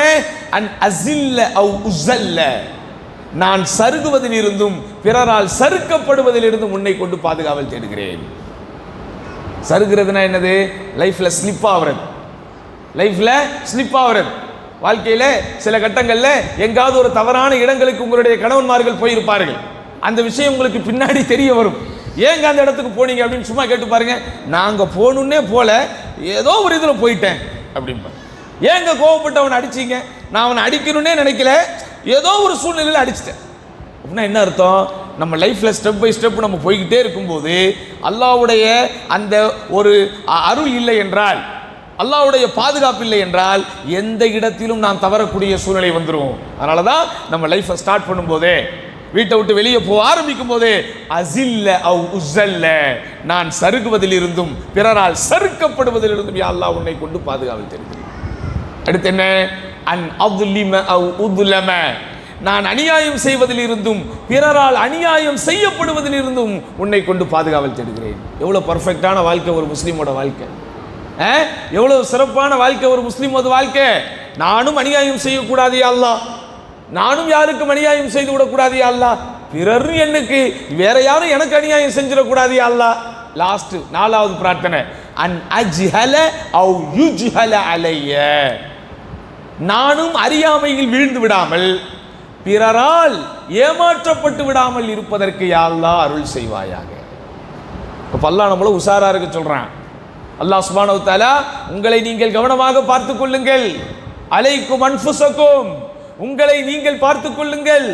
ஹுது ஹித்ரக்கும், எச்சரிக்கை உணர்வோடு வாழ்ந்து கொள்ளுங்கள்.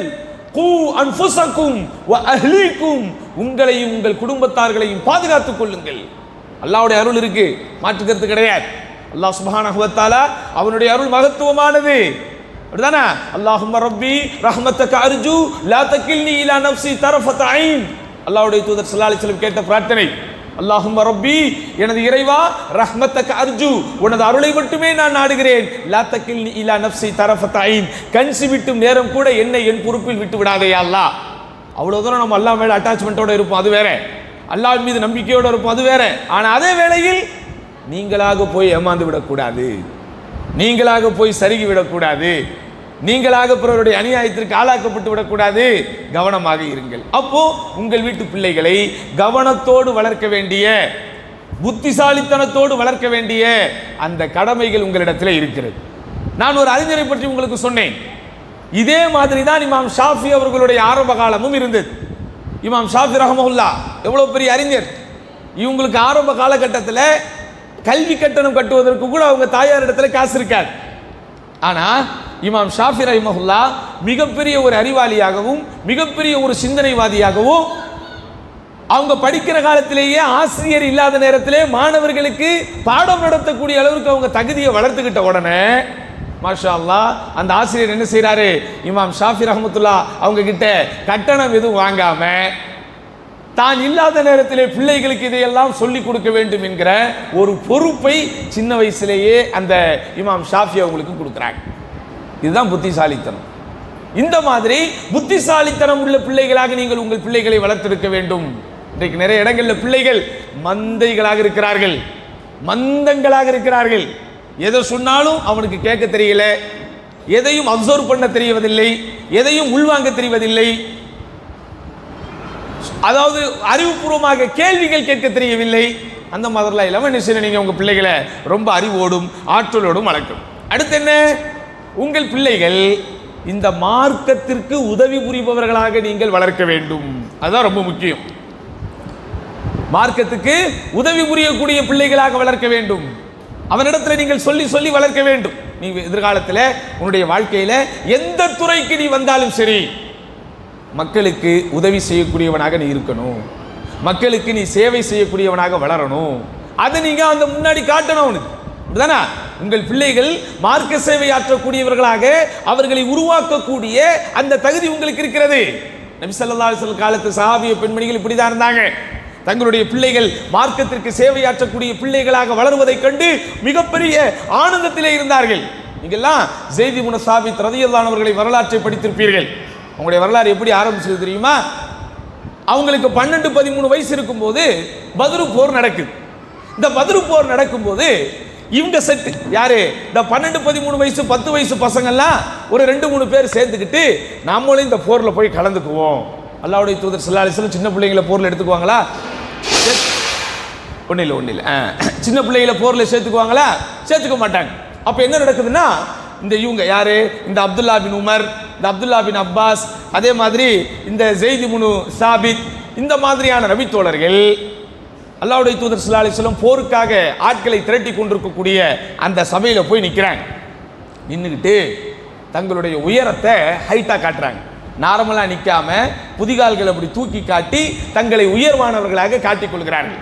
இந்த பிள்ளைங்க என்ன நினச்சிட்டாங்க, பெரிய ஆட்கள் சொன்னால் ஹைட்டாக மட்டும்தான் இருப்பாங்க, ஹைட்டாக இருந்தால் போதும், அதுதான் பெரிய ஆட்கள் அப்படின்னு சின்னஞ்சிறு வயசில் அவங்க யோசிக்கிறாங்க. அல்லாஹ்வுடைய தூதர் ஸல்லல்லாஹு அலைஹி வஸல்லம் கண்டுபிடிச்சிடறாங்க. இல்லை நீங்களாம் சின்ன பிள்ளைகளாக இருக்கீங்க, நீங்கள் வெளியே போங்கிறாங்க. உடனே இந்த ஸைத் இப்னு சாபித் ரலியல்லாஹு அன்ஹு அழுதுகிட்டே நேராக அவங்க அம்மா கிட்ட போகிறாங்க. அம்மாட்ட போய், எம்மா நான் போர்க்களத்துக்கு போகணுன்னு போனேன், ஆனால் நபி ஸல்லல்லாஹு அலைஹி வஸல்லம் என்னை ஏற்றுக்கலை, எனக்கு ரொம்ப கவலையாக இருக்குது. உடனே அந்த தாய் என்ன சொல்கிறாங்க, ஆறுதல் சொன்னாங்க. நம்மளாக தான் என்ன சொல்லியிருப்போம், ஏண்டா இவ்வளோண்டு இருந்துக்கிட்டு உனக்கு டூருக்கு போகிற வயசில் உனக்கு என்னடா போர் அப்படின்ட்டு, அது என்கிட்ட சொல்லாம வேற நீ போயிருக்கியா நீ அப்படின்னு போட்டு 4 சாத்திருப்போம். ஆனால் அந்த தாய் மாஷா அல்லாஹ் முன்மாதிரியான தாய் தானே, நம்முடைய தாய்மார்களுக்கெல்லாம் வழிகாட்டியான தாய் இல்லை. அவங்க சொன்னாங்க, மகனே நீ பொறுமையாக இரு, நபி ஸல்லல்லாஹு அலைஹி வஸல்லம் போர் முடித்து விட்டு ஊர் வரட்டும், நான் உன்னை அழிச்சுக்கிட்டு போய் அல்லாஹ்வுடைய தூதர்கிட்ட விடுறேன் அப்படிங்கிறாங்க. காத்துக்கிட்டே இருக்கிறாங்க. போர் முடிஞ்சு எப்போ வருவாங்க, அல்லாஹ்வுடைய தூதர் ஸல்லல்லாஹு அலைஹி வஸல்லம் எப்போ வருவாங்க அப்படின்னு காத்துக்கிட்டே இருக்கிறாங்க. அதே போன்று நபி ஸல்லல்லாஹு அலைஹி வஸல்லம் அவர்கள் போரிலே வெற்றி வாகையோடு சந்தோஷத்தோடு ஊர் திரும்புகிறாங்க. அது அந்த பத்ரு போருடைய வெற்றிங்கிறது முஸ்லிம்களுடைய வாழ்க்கையில மிகப்பெரிய வெற்றி. ஏன் தெரியுமா, அன்றைக்குத்தான் பெருநாளும். பத்ரு யுத்தம் நடக்கிறது ரமதானுடைய மாசத்துல. அந்த வெற்றியெல்லாம் முடித்து விட்டவர்கள் வரும்போது அது பெருநாளுடைய தினம். பெருநாளுடைய சந்தோஷம், போர்க்களத்தில் வெற்றி பெற்ற சந்தோஷம், இந்த சந்தோஷத்தோட அல்லாஹ்வுடைய தூதர் ஸல்லல்லாஹு அலைஹி வஸல்லம் மதீனாவுக்குள்ள வராங்க. வந்த உடனே அல்லாஹ்வுடைய தூதர் ஸல்லல்லாஹு அலைஹி வஸல்லம் அவங்க கிட்ட மகனை கூட்டு போறேன்ட்டு மகனுக்கு வாக்கு கொடுத்தாங்கல்ல, மகனை கையை பிடிச்சிட்டு நேராக போறாங்க. போய், அல்லாஹ்வுடைய தூதரே, என் மகன் உங்களோடு போருக்கு வருவதற்கு ஆர்வத்தோடு வந்தான், நீங்க அவனை வேணாம்னு சொல்லிட்டீங்க, ஆனால் என் மகனிடத்திலே ஒரு திறமை இருக்கிறது அப்படிங்கிறாங்க. மகன்கிட்ட திறமையா? என்னம்மா திறமை இருக்கு உங்க மகன்கிட்ட? அல்லாஹ்வுடைய தூதர் கேட்கிறாங்க. ரசூலுல்லாஹி ஸல்லல்லாஹு அலைஹி வஸல்லம் இடத்திலே அந்த ஸைத் இப்னு சாபித்துடைய தாயார் சொல்றாங்க, இதுவரைக்கும் உங்களுக்கு அருளப்பட்ட எல்லா குர்ஆன் வசனங்களையும் என்னுடைய மகன் மனப்பாடம் செய்திருக்கிறார். அதுதான் அவர்கிட்ட உள்ள திறமை. ஏன்னா குர்ஆன் ஒரே புக்காக அருளப்படலை. இன்னைக்கு நம்ம கிட்ட புக்கா வச்சு நம்ம ஓதுற மாதிரி ஒரே புத்தகமாக அருளப்பட்டதா இல்லை. காலத்திற்கும் சூழலுக்கும் ஏற்ப கொஞ்சம் கொஞ்சமாக வந்தது. அப்போ வர வர அல்லாஹ்வுடைய தூதர் ஸல்லல்லாஹு அலைஹி வஸல்லம் சஹாபாக்களுக்கு ஓதி கொடுப்பார்கள். அந்த சஹாபாக்கள் தங்களை சுற்றி இருப்பவர்களுக்கு ஓதி கொடுப்பார்கள். தொழுகையிலே அல்லாஹ்வுடைய தூதர் ஸல்லல்லாஹு அலைஹி வஸல்லம் அந்த சூறாக்களை எல்லாம் ஓதுவார்கள். அப்போ தொழுகையிலே பின்னால் இருந்து கொண்டு தன்னை விட வயதில் மூத்தவர்கள் தங்களுக்கு சொல்லிக் கொடுக்கக்கூடிய இவைகளை எல்லாம் உள்வாங்கி எல்லா சூறாக்களையும் மனப்பாடம் பண்ணி வச்சிருக்கிறார். ரசூலுல்லாஹி ஸல்லல்லாஹு அலைஹி வஸல்லம் சில சூறாக்களை ஓத சொல்லும்போது தப்பே இல்லாமல் ரொம்ப அழகாக மாஷா அல்லாஹ் அந்த இறக்கப்பட்ட வசனங்களை எல்லாம் ஓதியதை அல்லாஹ்வுடைய தூதர் ஸல்லல்லாஹு அலைஹி வஸல்லம் பார்த்து பிரமிப்படைந்து சந்தோஷமடைந்து ஸெய்த் இப்னு சாபித் ரலியல்லாஹு அன்ஹு அவர்களை அல்லாஹ்வுடைய தூதர் ஸல்லல்லாஹு அலைஹி வஸல்லம் தனக்கு பக்கத்தில் அமர வைத்து விடுகிறார்கள். பெரிய பெரிய நபித்தோழர்கள் எல்லாம் வயதில் மூத்தவர்கள் எல்லாம் அல்லாஹ்வுடைய தூதர் ஸல்லல்லாஹு அலைஹி வஸல்லம் அவரிடத்திலே போய் அமர முடியாதா என்று ஏக்கத்தோடு இருந்து கொண்டிருக்கும் போது இந்த ஸெய்த் இப்னு சாபித் ரலியல்லாஹு அன்ஹு அவர்கள் அல்லாஹ்வுடைய வேதத்தை மனப்பாடம் செய்த காரணத்தினால், குர்ஆனுடைய வசனங்களை சூறாக்களை அழகிய முறையில் ஓதும் திறன் கொண்ட காரணத்தினால் அல்லாஹ்வுடைய தூதர் ஸல்லல்லாஹு அலைஹி வஸல்லம் அருகாமையில் அமரக்கூடிய பாக்கியத்தை பெறுகிறார். அவருடைய ஈடுபாடையும் அவருடைய ஈர்ப்பையும் அவரிடத்திலே காணப்பட்ட தகுதிகளையும் திறமைகளையும் கண்ட ரசூலுல்லாஹி ஸல்லல்லாஹு அலைஹி வஸல்லம் அவரை வஹி எழுதக்கூடியவராக நியமிக்கிறார். வஹினா என்னது?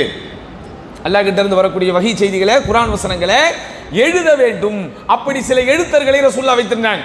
அலி ரலியல்லாஹு அன்ஹு அந்த வசனங்களை எழுதக்கூடிய ஒரு எழுத்தராக இருந்தார். முஆவியா ரலியல்லாஹு அன்ஹு ஒரு எழுத்தராக இருந்தார். அப்துல்லாஹ் இப்னு ரவாஹா அவர் ஒரு எழுத்தராக இருந்தார். முஆவியா ரலியல்லாஹு அன்ஹு அவரும் ஒரு எழுத்தாளராக இருந்தார். அதுல இந்த ஸெய்த் இப்னு சாபித் ரலியல்லாஹு அன்ஹு அவரும் ஒரு எழுத்தராக இருந்தார். கொஞ்ச நாள் போதும், சில வருடங்கள் போதும். அந்த எழுதுவதற்கு யாரெல்லாம் இருந்தார்களோ அந்த எழுதக்கூடிய அந்த டீமுக்கு லீடராக, அந்த குழுவின் தலைவராக இந்த ஸெய்த் இப்னு சாபித் ரலியல்லாஹு அவர்களை அல்லாஹ்வுடைய தூதர் ஸல்லல்லாஹு அலைஹி வஸல்லம் நியமிக்கிறாங்க. இன்னும் கொஞ்ச நாளாவது இந்த யூதர்கள்லாம் என்ன செய்றாங்க? சில கடிதங்களை கொண்டு வராங்க.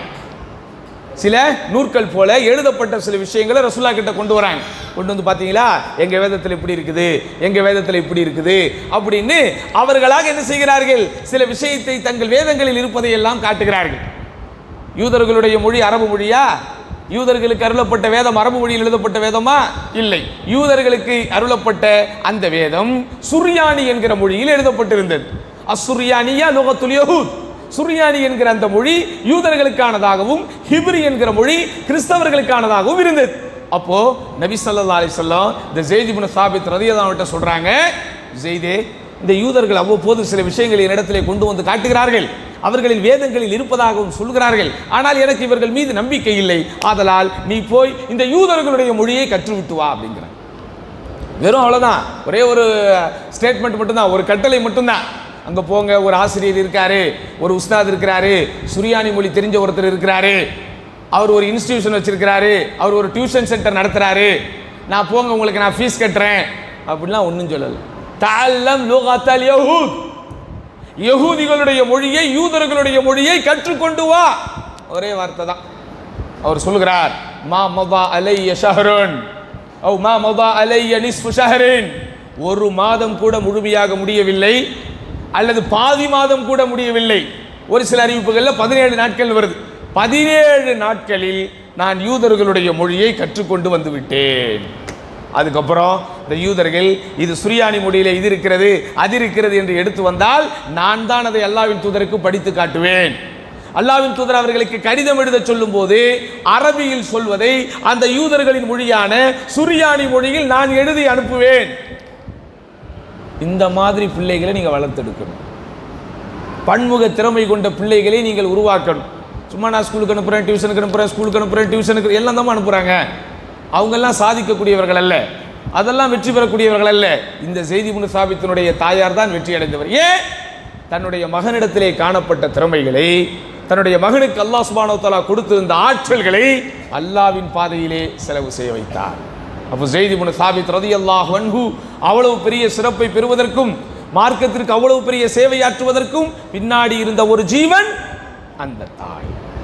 இன்னும் என்ன தெரியுமாவது, இதே மாதிரி இருந்த ஸெய்த் இப்னு சாபித் ரலியல்லாஹு அன்ஹு அல்லாஹ்வுடைய தூதர் ஸல்லல்லாஹு அலைஹி வஸல்லம் மௌத்தாகுறாங்க. அபூபக்கர் ரலியல்லாஹு அன்ஹு ஆட்சிக்கு வர்றாங்க. அப்போ ஆட்சிக்கு வரும்போது நிறைய பேர் முர்த்தத் ஆகுகிறார்கள். முர்த்தத்னா என்னது? மார்க்கத்தை விட்டு வெளியே போகிறார்கள். பல்வேறு விதமான நெருக்கடிகள் அபூபக்கர் ரலியல்லாஹு அவங்களுக்கு வருது. அப்போ அந்த இடத்துல குர்ஆனை மனப்பாடம் செய்த சுமார் 70 நபி தோழர்கள் அந்த யமாமா என்கிற யுத்தத்தில் கொல்லப்படுறாங்க. அன்னைக்கெல்லாம் குர்ஆன் புத்தக வடிவில் பாதுகாக்கப்படலை. குர்ஆன் எப்படி பாதுகாக்கப்பட்டுச்சு? மனனம் செய்தார்களே, குர்ஆனை மனப்பாடம் செஞ்சாங்க பார்த்தீங்களா, அவங்க தான் குர்ஆனை பாதுகாத்து கொண்டிருப்பவர்கள். அது போக நபி ஸல்லல்லாஹு அலைஹி வஸல்லம் யாரையெல்லாம் வஹியை எழுதுவதற்காக சொன்னார்களோ அவங்க அதில் இதில் எழுதி வச்சாங்களே, அது மட்டும்தான் எல்லார் கையிலையும் இன்றைக்கு நம்மிடத்தில் இருப்பதை போல பைண்டிங் செய்யப்பட்ட பேப்பர் வடிவில் குர்ஆன் கிடையாது. 70 பேர் ஒரே யுத்தத்தில் கொல்லப்படுறாங்க அப்படின்ன உடனே அபூபக்கர் ரலியல்லாஹு அன்ஹு அவர்களுக்கும் மற்ற எல்லா சஹாபாக்களுக்கும் மிகப்பெரிய கவலை வருது. இந்த கவலையில உச்சக்கட்ட கவலை யாருக்குன்னா உமர் ரலியல்லாஹு அன்ஹு அவங்களுக்கு தான். நேரா உமர் ரலியல்லாஹு அன்ஹு அபூபக்கர் நாட்ட போறாங்க. யா கலீஃபத் ரசூலில்லாஹ், கலீஃபா அவர்களே, இதோ இந்த யமாமா யுத்தத்திலே அல்லாஹ்வுடைய வேதத்தை மனப்பாடம் செய்த 70 நபர்கள் கொல்லப்பட்டு விட்டார்கள். இப்படியே குர்ஆனை மனப்பாடம் செய்தவர்கள் எல்லாம் போய் சேர்ந்து விட்டால் குர்ஆன் பாதுகாக்கப்படாமல் போய்விடும். ஆதலால் நாம் குர்ஆனை எழுத்து வடிவில் கொண்டு வருவோம் அப்படின்னு சொல்றார். உடனே அபூபக்கர் ரலியல்லாஹு அன்ஹுக்கு பயம் வருது. அல்லாஹ்வுடைய தூதர் ஸல்லல்லாஹு அலைஹி வஸல்லம் செய்யாத ஒன்றை நாம் எப்படி செய்வது? அல்லாஹ்வுடைய தூதர் ஸல்லல்லாஹு அலைஹி வஸல்லம் எழுத்து வடிவிலே ஒட்டுமொத்த குர்ஆனும் திரட்டப்பட வேண்டும் என்பதை சொல்லலையே, நம்ம எப்படி செய்யறது? இது ஒரு பிதஅத்தாக இருக்குமோ, இது மார்க்கத்தில் புதுமையை உண்டு பண்ணதாக இருக்குமோ என்று நான் அஞ்சுகிறேன் அப்படிங்கிறாங்க. உமர் ரலியல்லாஹு அன்ஹு எக்ஸ்பிளைன் பண்றாங்க. இன்னைக்கு நம்ம இவங்களுக்கெல்லாம் பிதஅத்தை பத்தி சொல்றோமா இல்லையா? பிதஅத் அப்படிங்கிறது என்னது? மார்க்கத்தினுடைய வழிபாடுகள் விஷயத்தில் எதையேனும் கூட்டுவதற்கு பேர் தான் பிதஅத். புதுமைகளை கொண்டு வருவதற்கு பேர் தான் பிதஅத். சரிதானா? மார்க்கத்தை சொல்லுகிற விஷயத்தில் எந்த புதுமைகளை வேண்டுமானாலும் நம்ம யூஸ் பண்ணலாம். இப்போ ரசூலுல்லாஹ் காலத்தில் மைக்கில் மார்க்கம் பேசுனாங்களா? இன்னைக்கு நம்ம என்ன செய்யறோம்? மைக்கில் மார்க்கம் பேசுறோம்.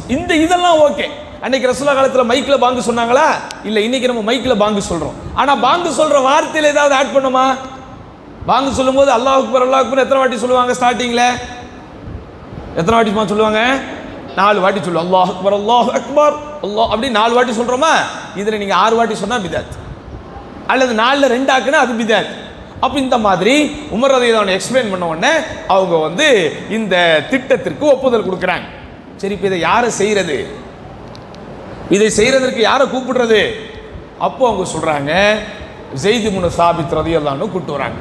அப்போ அவருக்கு 25 வயசு. அப்போ அவருக்கு எத்தனை வயசு? 25 வயசு.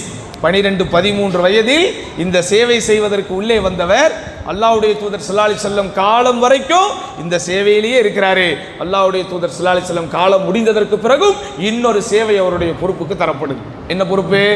ஸைத் ரலியல்லாஹு அவர்களை பார்த்து அபூபக்கர் சொல்றாங்க, இன்னக ஷாபுன் லா நத்தஹிமு ஃபீக். அதான் அவருக்கு அவங்க கொடுத்த சிறப்பு. ஸைதே, நீங்கள் ஒரு இளைஞராக இருக்கிறீர், நீங்கள் ஒரு இளைஞராக இருக்கிறீர், உங்கள் மீது நாங்கள் எந்த விதமான சந்தேகமும் படாத அளவிற்கு ஒரு ஒழுக்கமுள்ள ஒருவராக இருக்கிறீர், ஆற்றல் உள்ள ஒருவராக நீங்கள் இருக்கிறீர். ஆதலால் நீங்க என்ன செய்யணும்? நபி ஸல்லல்லாஹு அலைஹி வஸல்லம் அருளப்பட்ட இந்த குர்ஆனுடைய சூறாக்கள், ஆயத்துகள் எல்லாத்தையும் நீங்க ஒன்றாக திரட்டி ஒரே முஸ்ஹஃபா நீங்க கொண்டு வரணும் அப்படிங்கிற. முதல்ல அவரும் யோசிக்கிறார். அதுக்கப்புறம் அவர் ஒத்துக்கிட்டதுக்கு அப்புறம் அவர் சொல்ற வார்த்தை, கலீஃபா அவர்களே, ஒரு மலையை, எப்படி மலை இருக்குல்ல, மலை, ஒரு மலையை ஒரு இடத்திலிருந்து நகர்த்தி இன்னொரு இடத்தில் நீங்கள் வைக்க சொன்னால் கூட நான் செய்து விடுவேன். ஆனால் அதை விட ஒரு பெரிய வேலை எனக்கு நீங்கள் தந்திருக்கிறீர்கள், இருந்தாலும் நான் அல்லாஹ்வுக்காக ஏற்றுக்கொள்கிறேன்னு சொல்லி 2 வருஷம் தொடர்ச்சியாக அந்த பணியில் இருக்கிறார். என்ன செஞ்சாரு? யார் யாரெல்லாம் குர்ஆன் மனப்பாடம் பண்ணாங்களோ அவங்களையெல்லாம் சந்திக்கிறார். யார் யாரெல்லாம் எழுதி பாதுகாத்திருப்பார்களோ அந்த ஏட்டுக்களை எல்லாம் எடுக்கிறார். இங்கே ஏட்டிலே இருப்பதும் அவர்களுடைய உள்ளத்திலே இருப்பதும் ஒன்றாக இருக்கிறதா என்பதை எல்லாம் சிந்தித்து பார்த்து அதையெல்லாம் கம்பேர் செய்து ஒப்பு செய்து பார்த்து இவர் மனப்பாடம் பண்ணதும் அவர் மனப்பாடம் பண்ணது ஒன்னா இருக்கான்னு இன்னும் 1க்கு மேற்பட்ட ஹாஃபிதுகள் இடத்திலே சரி பார்த்து 2 ஆண்டுகள் அவர் அந்த பாதையிலேயே இருந்து, அந்த பயணத்திலேயே இருந்து ஒட்டுமொத்த குர்ஆன் சூறாக்களையும் வசனங்களையும் ஒன்றுபடுத்தி அந்த முஸ்ஹஃபை கொண்டு போய் அபூபக்கர் இடத்துல ஒப்படைக்கிறார். இதுக்கு பின்னாடி யார் இருந்தா? இவ்வளோ பெரிய வேலைக்கு பின்னாடி யார் இருந்தா? ஸைத் இப்னு சாபித்துடைய அதுதான் அம்மா. இப்படிலாம் நம்ம செய்யாட்டா சும்மா, இப்படி இந்த மாதிரிலாம் செஞ்சாதான் நீங்க யாரு? அம்மா. இல்லை நான் ஸ்கூலுக்கு அனுப்புறேன், டியூஷனுக்கு, அதெல்லாம் சும்மா, அதெல்லாம் அம்மா வேலை கிடையாது. நீங்க உண்மையான அம்மாவா இருந்தா ஸைத் இப்னு சாபித்துடைய அம்மா மாதிரி இருக்கும். அடுத்து இது மட்டும் நடக்கல, இந்த குர்ஆனை ஒரு ஒன்று திரட்டி முஸ்ஹஃபாக ஒரே ஒரு தொகுப்பாக கொண்டு போய் கொடுத்துட்டு அதோட ஒரு வேலை முடிஞ்சுதா? இல்லை. அடுத்து உமர் ரலியல்லாஹு காலம். எத்தனை வருஷம் ஆட்சி செஞ்சாங்க உமர் ரலியல்லாஹு? 10 வருஷம் ஆட்சி செஞ்சாங்க. அவங்களுடைய காலம் முடிஞ்சவொன்னே உஸ்மான் ரலியல்லாஹுடைய காலம் வருது. அவங்க எத்தனை வருஷம் ஆட்சி செஞ்சாங்க? 12 வருஷம் ஆட்சி செஞ்சாங்க. அப்போ ஆல்ரெடி ஒரு 25 வயசு ஆயிடுச்சு அந்த ப்ராஜெக்டை துவங்கும் போதே. அப்போ அந்த ப்ராஜெக்ட் முடியும் போது 27 வயசு. உமர் ரலியல்லாஹுடைய காலம் முடியும் போது 37 வயசு. உஸ்மான் ரலியல்லாஹுடைய காலம் வரும்போது இவருக்கு 45 வயசு இப்படி ஆயிடுச்சு. அப்போதும் அவர் சேவை செய்கிறார். அப்போ என்ன நடக்குது? இந்த ஒன்று திரட்டப்பட்ட இந்த மூலப்பிரதி அபூபக்கர் ரலியல்லாஹு இருக்கிற வரைக்கும் அவங்க கிட்ட இருந்துச்சு. அவங்க இறந்ததுக்கு அப்புறம் உமர் ரலியல்லாஹு வந்துச்சு. அவங்க இறந்ததுக்கு அப்புறம் அவங்க மகா ஹப்ஸா ரலியல்லாஹு கிட்ட வந்துச்சு. அதுக்கப்புறம் உஸ்மான் ரலியல்லாஹுடைய ஆட்சி காலத்தில் இஸ்லாமிய ஆட்சி விரிவடைகிறது. இஸ்லாமிய சாம்ராஜ்யம் என்ன செய்து விரிவடைகிறது. பல நாடு நகரங்கள் எல்லாம் முஸ்லிம்களாக வருகிறார்கள். அப்போ 6 முக்கியமான பிரதேசங்கள் இஸ்லாமிய நாட்டினுடைய தலைநகரங்களாக பார்க்கப்படக்கூடிய அளவிற்கு முஸ்லிம்களுடைய எண்ணிக்கை மாஷா அல்லாஹ் வளர்ந்து கொண்டே வருகிறது.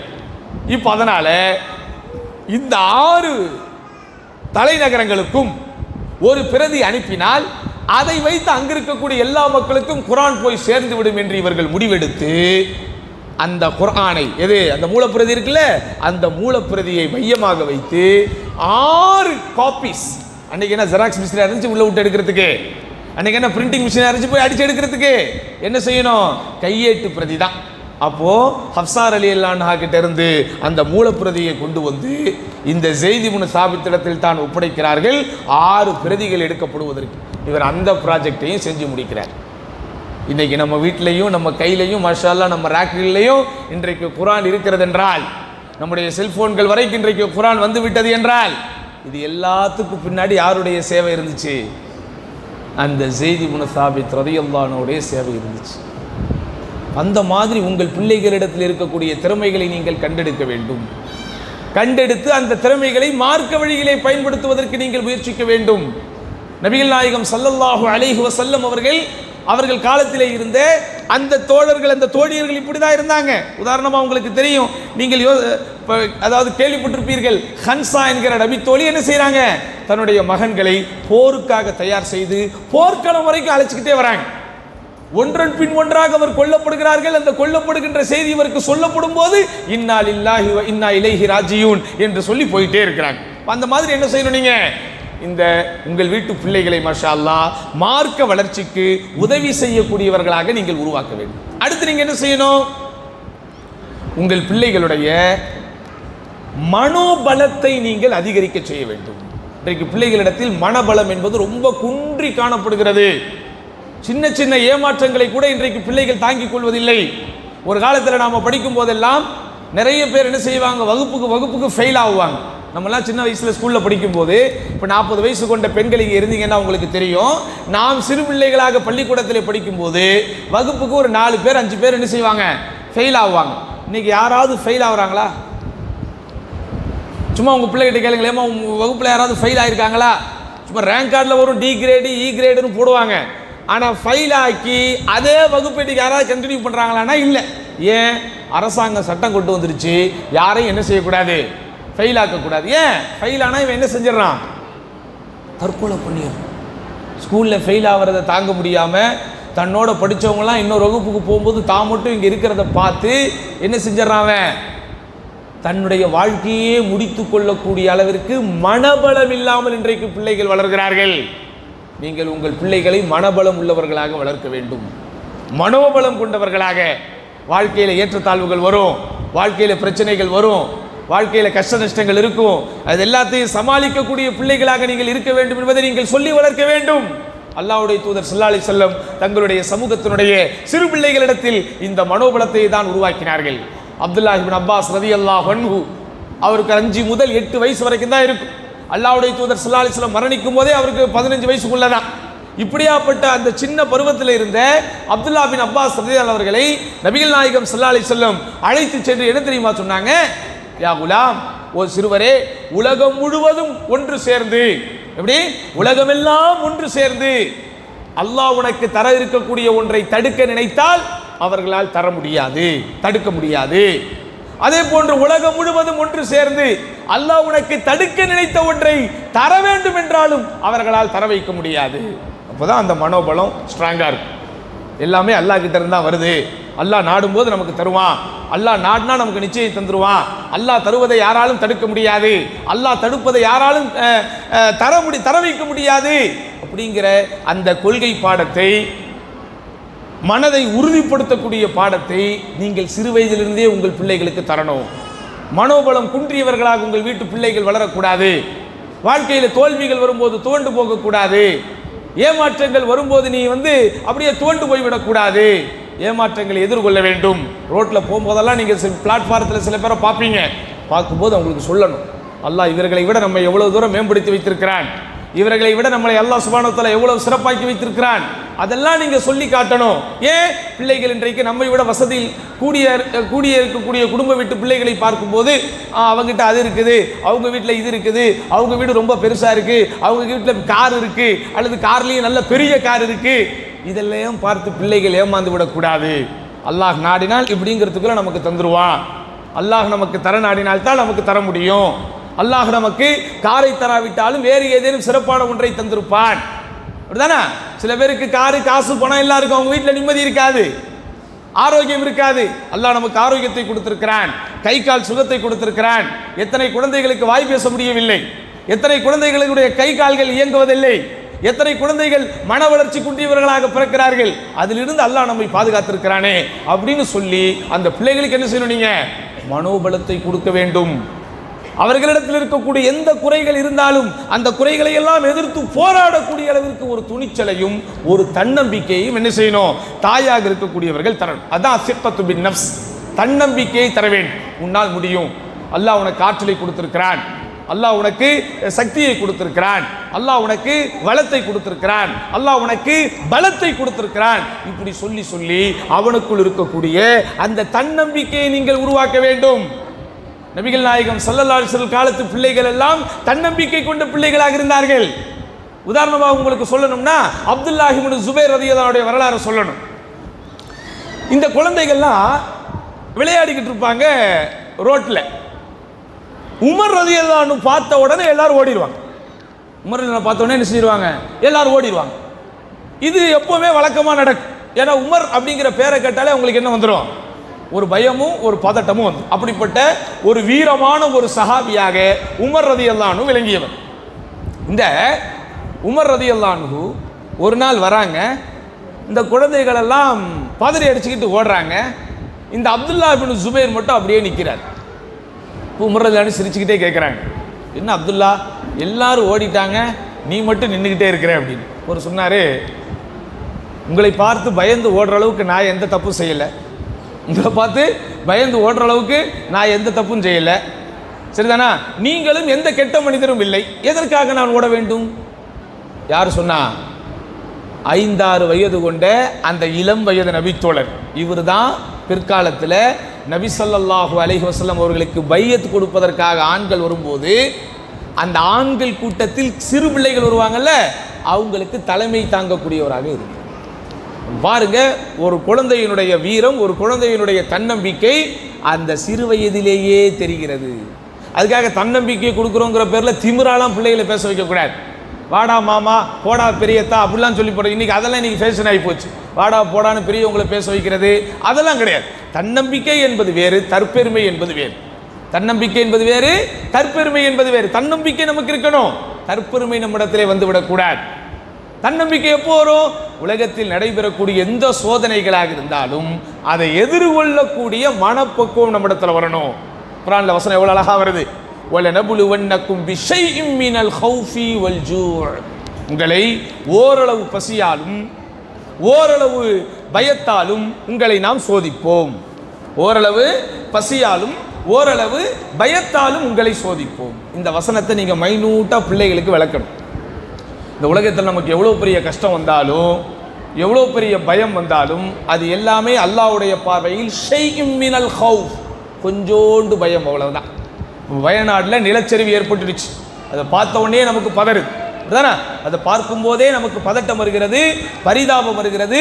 அங்கு செத்து கிடப்பவர்களை பார்க்கும்போது உண்மையிலேயே கண்ணீர் வருகிறது, அப்படிதானே? தோண்டி தோண்டி எடுக்கிறார்கள், கை கால் என்று உடலில் உள்ள பாகங்கள் எல்லாம் தனித்தனியாக வருகிறது. அந்த காட்சியை கண்டாலே கண்ணீர் வருகிறது. ஆனாலும் நீங்கள் தெளிவாக புரிந்து கொள்ள வேண்டும், இந்த உலகத்தில் இருக்கிற எந்த சோதனையாக இருந்தாலும் அது மறுமையினுடைய சோதனையை ஒப்பிடும்போது அது என்னது? கொஞ்சம் சோதனை, அவ்வளவுதான். இதெல்லாம் உனக்கு சொல்லிக் கொடுக்கணும். நீங்க அல்லாஹ்வுடைய வசனம் பொய்யாகாதே. அப்ப அல்லாஹ் எப்படி சொல்லுகிறான்? பி ஷைஇம் மினல் ஹௌஃப். ஷை அப்படின்னா என்னது? கொஞ்சம், ஓரளவு. அப்படிதான் நீங்க டிரான்ஸ்லேஷன் படிக்கும்போது ஓரளவு அச்சத்தை கொண்டும் ஓரளவு பசியை கொண்டும் சோதிப்போம். அப்போ உலகத்தில் நடைபெறக்கூடிய எந்த சோதனைகளை கொண்டும் நம் வீட்டு பிள்ளை துவண்டு போகாத வண்ணம் அவனுக்கு மனோபலத்தையும் அதே போன்று அவனுக்கு தன்னம்பிக்கையும் நீங்கள் தர வேண்டும். அடுத்து நீங்க என்ன செய்ய? வெற்றி பெறக்கூடிய தாயாக இருந்தா அவனுடைய ஓய்வு நேரத்தை சரியான முறையில் பயன்படுத்துவதற்கு நீங்கள் அவனுக்கு வழிகாட்ட வேண்டும். ஒவ்வொரு தாயும் நீங்கள் யோசிச்சு பாருங்க, உங்களை நீங்களே கேள்வி கேட்டுக்கொள்ளுங்கள். உங்கள் மகனுக்கும் மகளுக்கும் கிடைக்கக்கூடிய ஓய்வு நேரத்தை பயனுள்ள வழியில் அவன் பயன்படுத்துவதற்கு என்ன ஆக்கப்பூர்வமான செயல் திட்டங்களை வைத்திருக்கிறீர்கள்? யோசிக்கணும். நீங்கள் ஒரு நாளைக்கு அவன் காலையில் போயிட்டு இப்படி சாயங்காலம் வர்றான், கொஞ்சம் நேரம் டியூஷன் போகிறான், பள்ளிவாசலுக்கு கொஞ்சம் நேரம் போகிறான், கொஞ்சம் நேரம் சாப்பிட்றான், கொஞ்சம் நேரம் விளையாடுறான், கொஞ்சம் நேரம் நம்ம கூட பேசிக்கிட்டு இருக்கான், தூங்குறான். இதெல்லாம் ஒரு பிள்ளையினுடைய அப்படியே ரொட்டீனாக நடைபெறக்கூடியது. ஆனால் வாரத்தில் 2 நாள் லீவ் இருக்குது. அதே போன்று காலாண்டு பரீட்சை லீவ் இருக்குது, அரையாண்டு பரீட்சை லீவ் இருக்குது, முழுஆண்டு பரீட்சை லீவ் இருக்குது.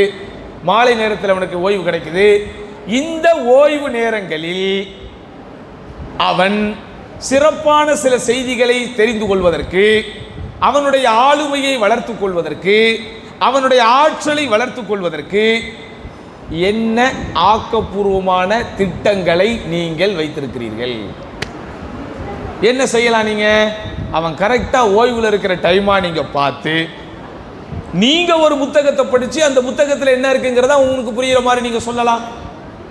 ஒரு குர்ஆனுடைய சூறாவை முழுமையாக நீங்கள் படித்து அந்த குர்ஆனுடைய சூறாக்கள் என்ன கருத்தை சொல்லுகிறதோ அந்த சம்மரியை, அந்த சுருக்கத்தை அவனுக்கு நீங்கள் சொல்லலாம். ஒரு நபியினுடைய வரலாறை அவனுக்கு நீங்கள் சொல்லலாம். ஒரு நபித்தோழருடைய வரலாறை நீங்கள் அவனுக்கு சொல்லலாம். இப்படி எவ்வளவோ விஷயங்கள் இருக்கு. அவனுடைய ஓய்வு நேரம் எப்போ சும்மா இருக்கிறான்னு பார்க்குறீங்களோ உடனே அவனை பிடிச்சி அவனுக்கு பயன்பெறத்தக்க வகையிலே ஏதேனும் ஒன்றை அவனுக்கு சொல்லக்கூடிய அளவிற்கு, சொல்லித்தரக்கூடிய அளவிற்கு அவனுடைய தகுதிகளை, அவனுடைய திறமைகளை நீங்கள் என்ன செய்யணும்? வளர்க்கக்கூடிய தாய்மார்களாக இருக்க வேண்டும். அதுதான் ரொம்ப முக்கியம். இதையெல்லாம் செய்வதற்கு உங்களை நீங்கள் தயார்படுத்தி கொண்டால், இப்படியெல்லாம் செய்யக்கூடிய தாய்மார்களாக நீங்கள் இருந்து கொண்டால் நிச்சயம் அவர்களுக்கு ஒரு மிக சிறந்த வெற்றி பெறக்கூடிய தாய்மார்களாக நீங்கள் இருக்கலாம். அப்படித்தான் அந்த முன்னோர்கள் இருந்தார்கள். நபிகள் நாயகம் ஸல்லல்லாஹு அலைஹி வஸல்லம் தாய்க்கு எவ்வளவோ சிறப்புகளை சொல்லுகிறார்கள். அந்த சிறப்பு என்பது நீங்கள் பெற்றெடுப்பதனால் மாத்திரமா? குழந்தையை பெற்றுவிட்டால் அந்த சிறப்புகள் உங்களுக்கு கிடைத்து விடுமா? இல்லை, உங்களுடைய கடமைகளையும் நீங்கள் சேர்த்து செய்யும் போதுதான், உங்கள் மீது சுமத்தப்பட்டிருக்கக்கூடிய அந்த கடமைகளையும் நீங்கள் சேர்த்து செய்யும் போதுதான் அந்த தாய்மையின் சிறப்பை நீங்கள் பெறுகிறீர்கள். எவ்வளவு பெரிய சிறப்பை நபிகள் நாயகம் ஸல்லல்லாஹு அலைஹி வஸல்லம் தாய்மார்களுக்கு கொடுக்கிறார்கள்.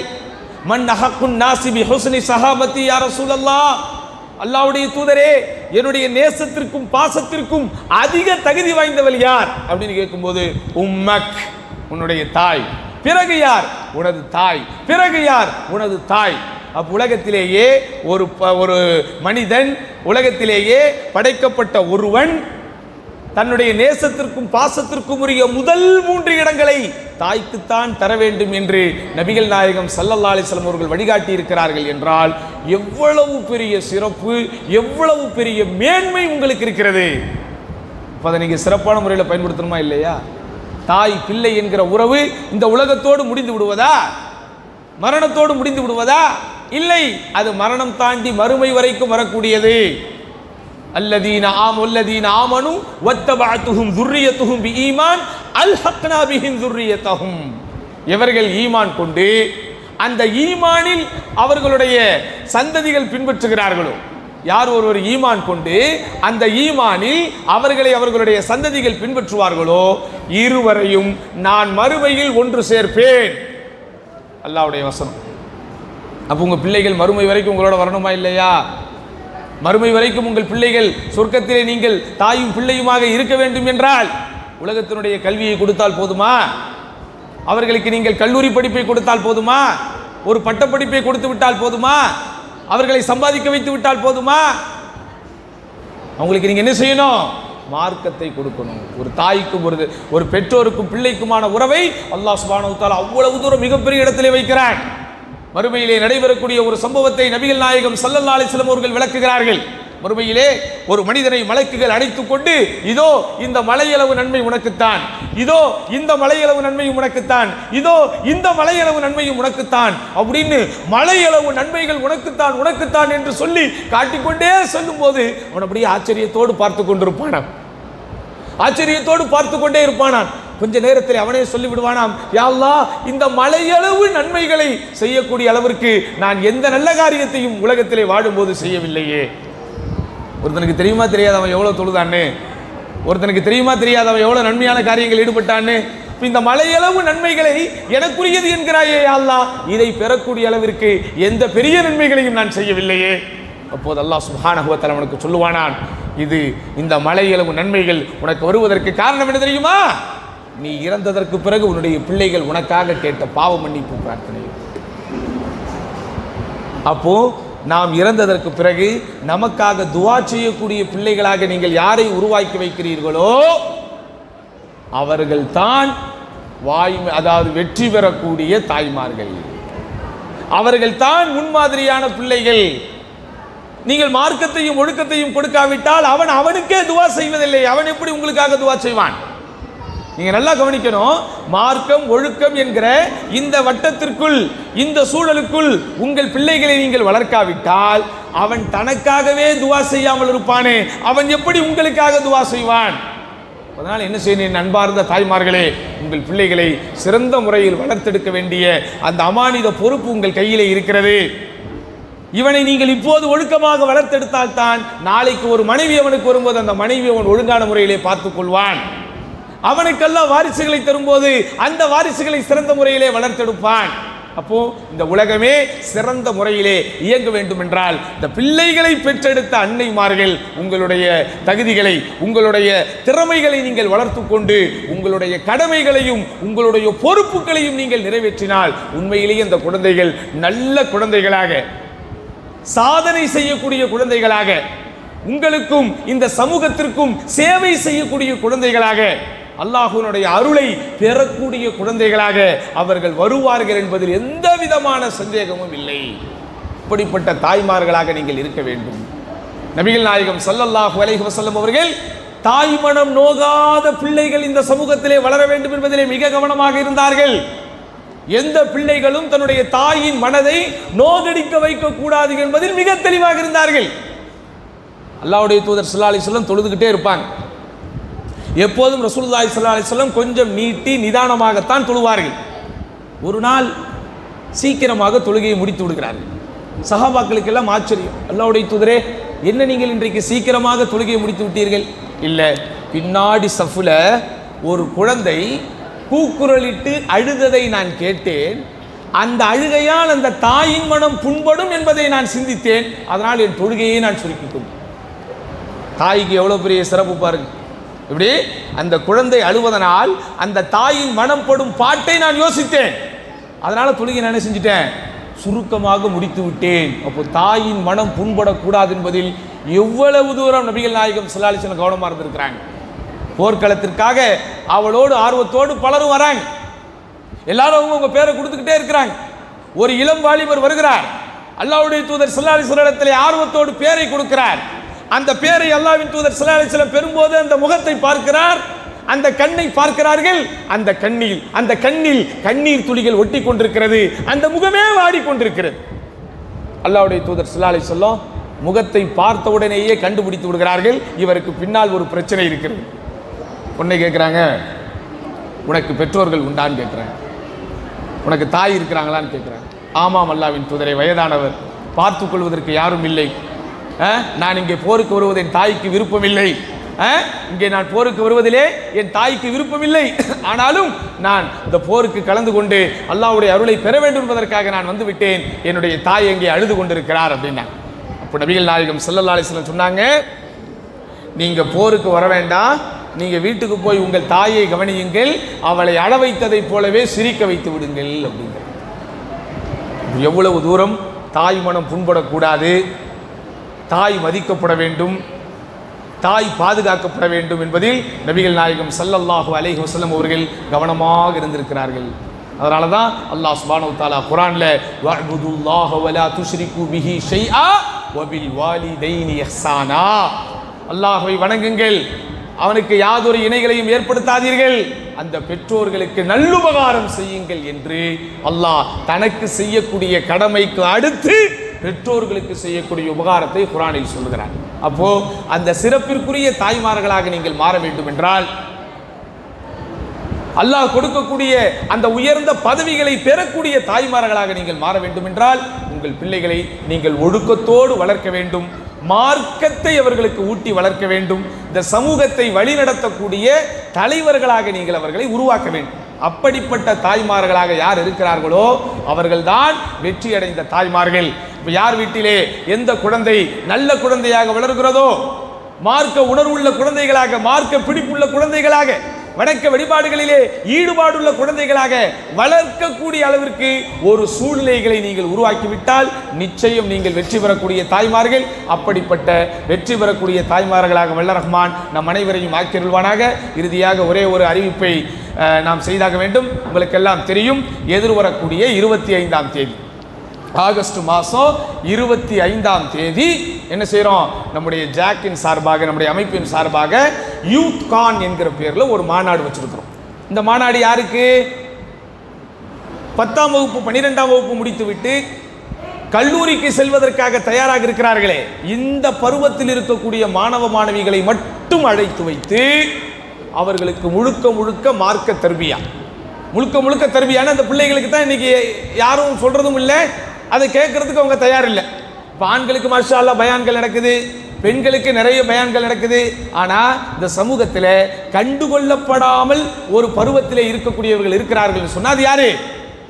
இந்த மாதிரி பருவத்தில், இந்த டீனேஜ், இந்த பருவ வயதிலே 10 பருவத்திலே இருக்கக்கூடிய இந்த பிள்ளைகளுக்கு மாத்திரம் மாஷா அல்லாஹ் ஒரு மாநாட்டை வைத்திருக்கிறார்கள். இதில் எப்படி நீங்கள் இந்த மாநாட்டில் பங்கெடுக்கணும், உங்கள் பிள்ளைகளை பங்கெடுக்க செய்ய வேண்டும் என்பதெல்லாம் உங்களுக்கு மாஷா நம்முடைய பள்ளிவாசல்களிலே விளக்கத்தை கொடுத்திருப்பார்கள். அந்த இணைப்பில் நீங்கள் போய் என்ன செய்யணும், பெயர்களை பதிவு செய்யணும். அந்த மாநாட்டுக்கு வருகை தரக்கூடியவர்களுக்காக நிறைய ஏற்பாடுகளை நாம் செய்ய வேண்டியது இருப்பதனால் மிகப்பெரிய பொருளாதாரம் தேவைப்படுகிறது. அது எல்லாரும் நீங்கள் எல்லாம் சேர்ந்து கான்ட்ரிபியூஷன் கொடுத்தா தான் அந்த மாநாட்டை சிறப்பாக நடக்க முடியும். நபிகள் நாயகம் ஸல்லல்லாஹு அலைஹி வஸல்லம் அவர்கள் மார்க்க விஷயத்தை மக்களுக்கு மத்தியிலே போதிக்கும் போது மார்க்க வளர்ச்சிக்காக அந்த பங்களிப்பை அல்லாஹ்வுடைய தூதர் ஸல்லல்லாஹு அலைஹி வஸல்லம் பெண்களிடத்திலும் பெற்றார்கள். யா மஅஷரன் நிசா, ஓ பெண்கள் கூட்டமே, தசத்தக்ன, நீங்கள் தர்மம் அதிகம் செய்யுங்கள் அப்படின்னு என்ன செஞ்சாங்க, பெண்களுக்கு பிரத்யேகமான முறையிலே அல்லாஹ்வுடைய தூதர் ஸல்லல்லாஹு அலைஹி வஸல்லம் போய் உபதேசம் பண்ணாங்க. குறிப்பாக பெருநாள் தினங்களில் ஆண்களுக்குரிய குத்துபாவை எல்லாம் முடித்துவிட்டு பெண்கள் இருக்கிற இடத்திலே போய் அல்லாஹ்வுடைய தூதர் ஸல்லல்லாஹு அலைஹி வஸல்லம் பிரத்யேகமாக யா மஅஷரன் நிசா, ஓ பெண்கள் கூட்டமே, இன்னி உரித்து கொண்ட அக்ஸராஹின் நார், நரகத்தில் பெரும்பான்மையாக உங்களைத்தான் நான் பார்த்தேன், அதனால் நீங்கள் தர்மம் அதிகம் செய்யுங்கள் அப்படின்னாங்க.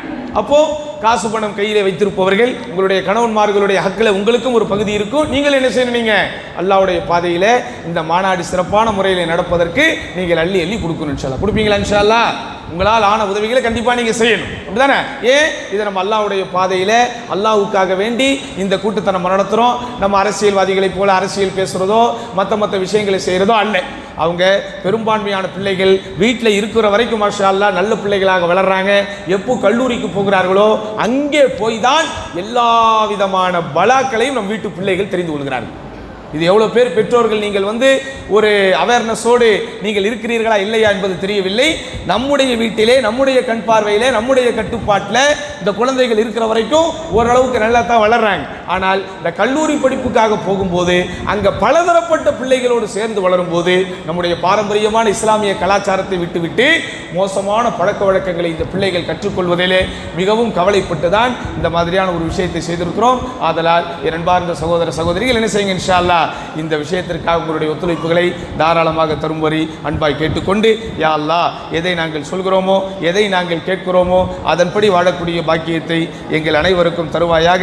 எங்களுடைய தாய்மார்கள் அனைவரையும் முன்மாதிரி பெண்களாக முன்மாதிரி தாய்மார்களாக வெற்றி பெறக்கூடிய தாய்மார்களாக ஆக்கி அருள்வாயாக என்று துவா கேட்டு இந்த உரைக்கு திரையிடுகிறேன். வாஹிரு தஅவானா அல்ஹம்துலில்லாஹி ரப்பில் ஆலமீன். அஸ்ஸலாமு அலைக்கும் வரஹ்மத்துல்லாஹி வபரகாத்துஹு.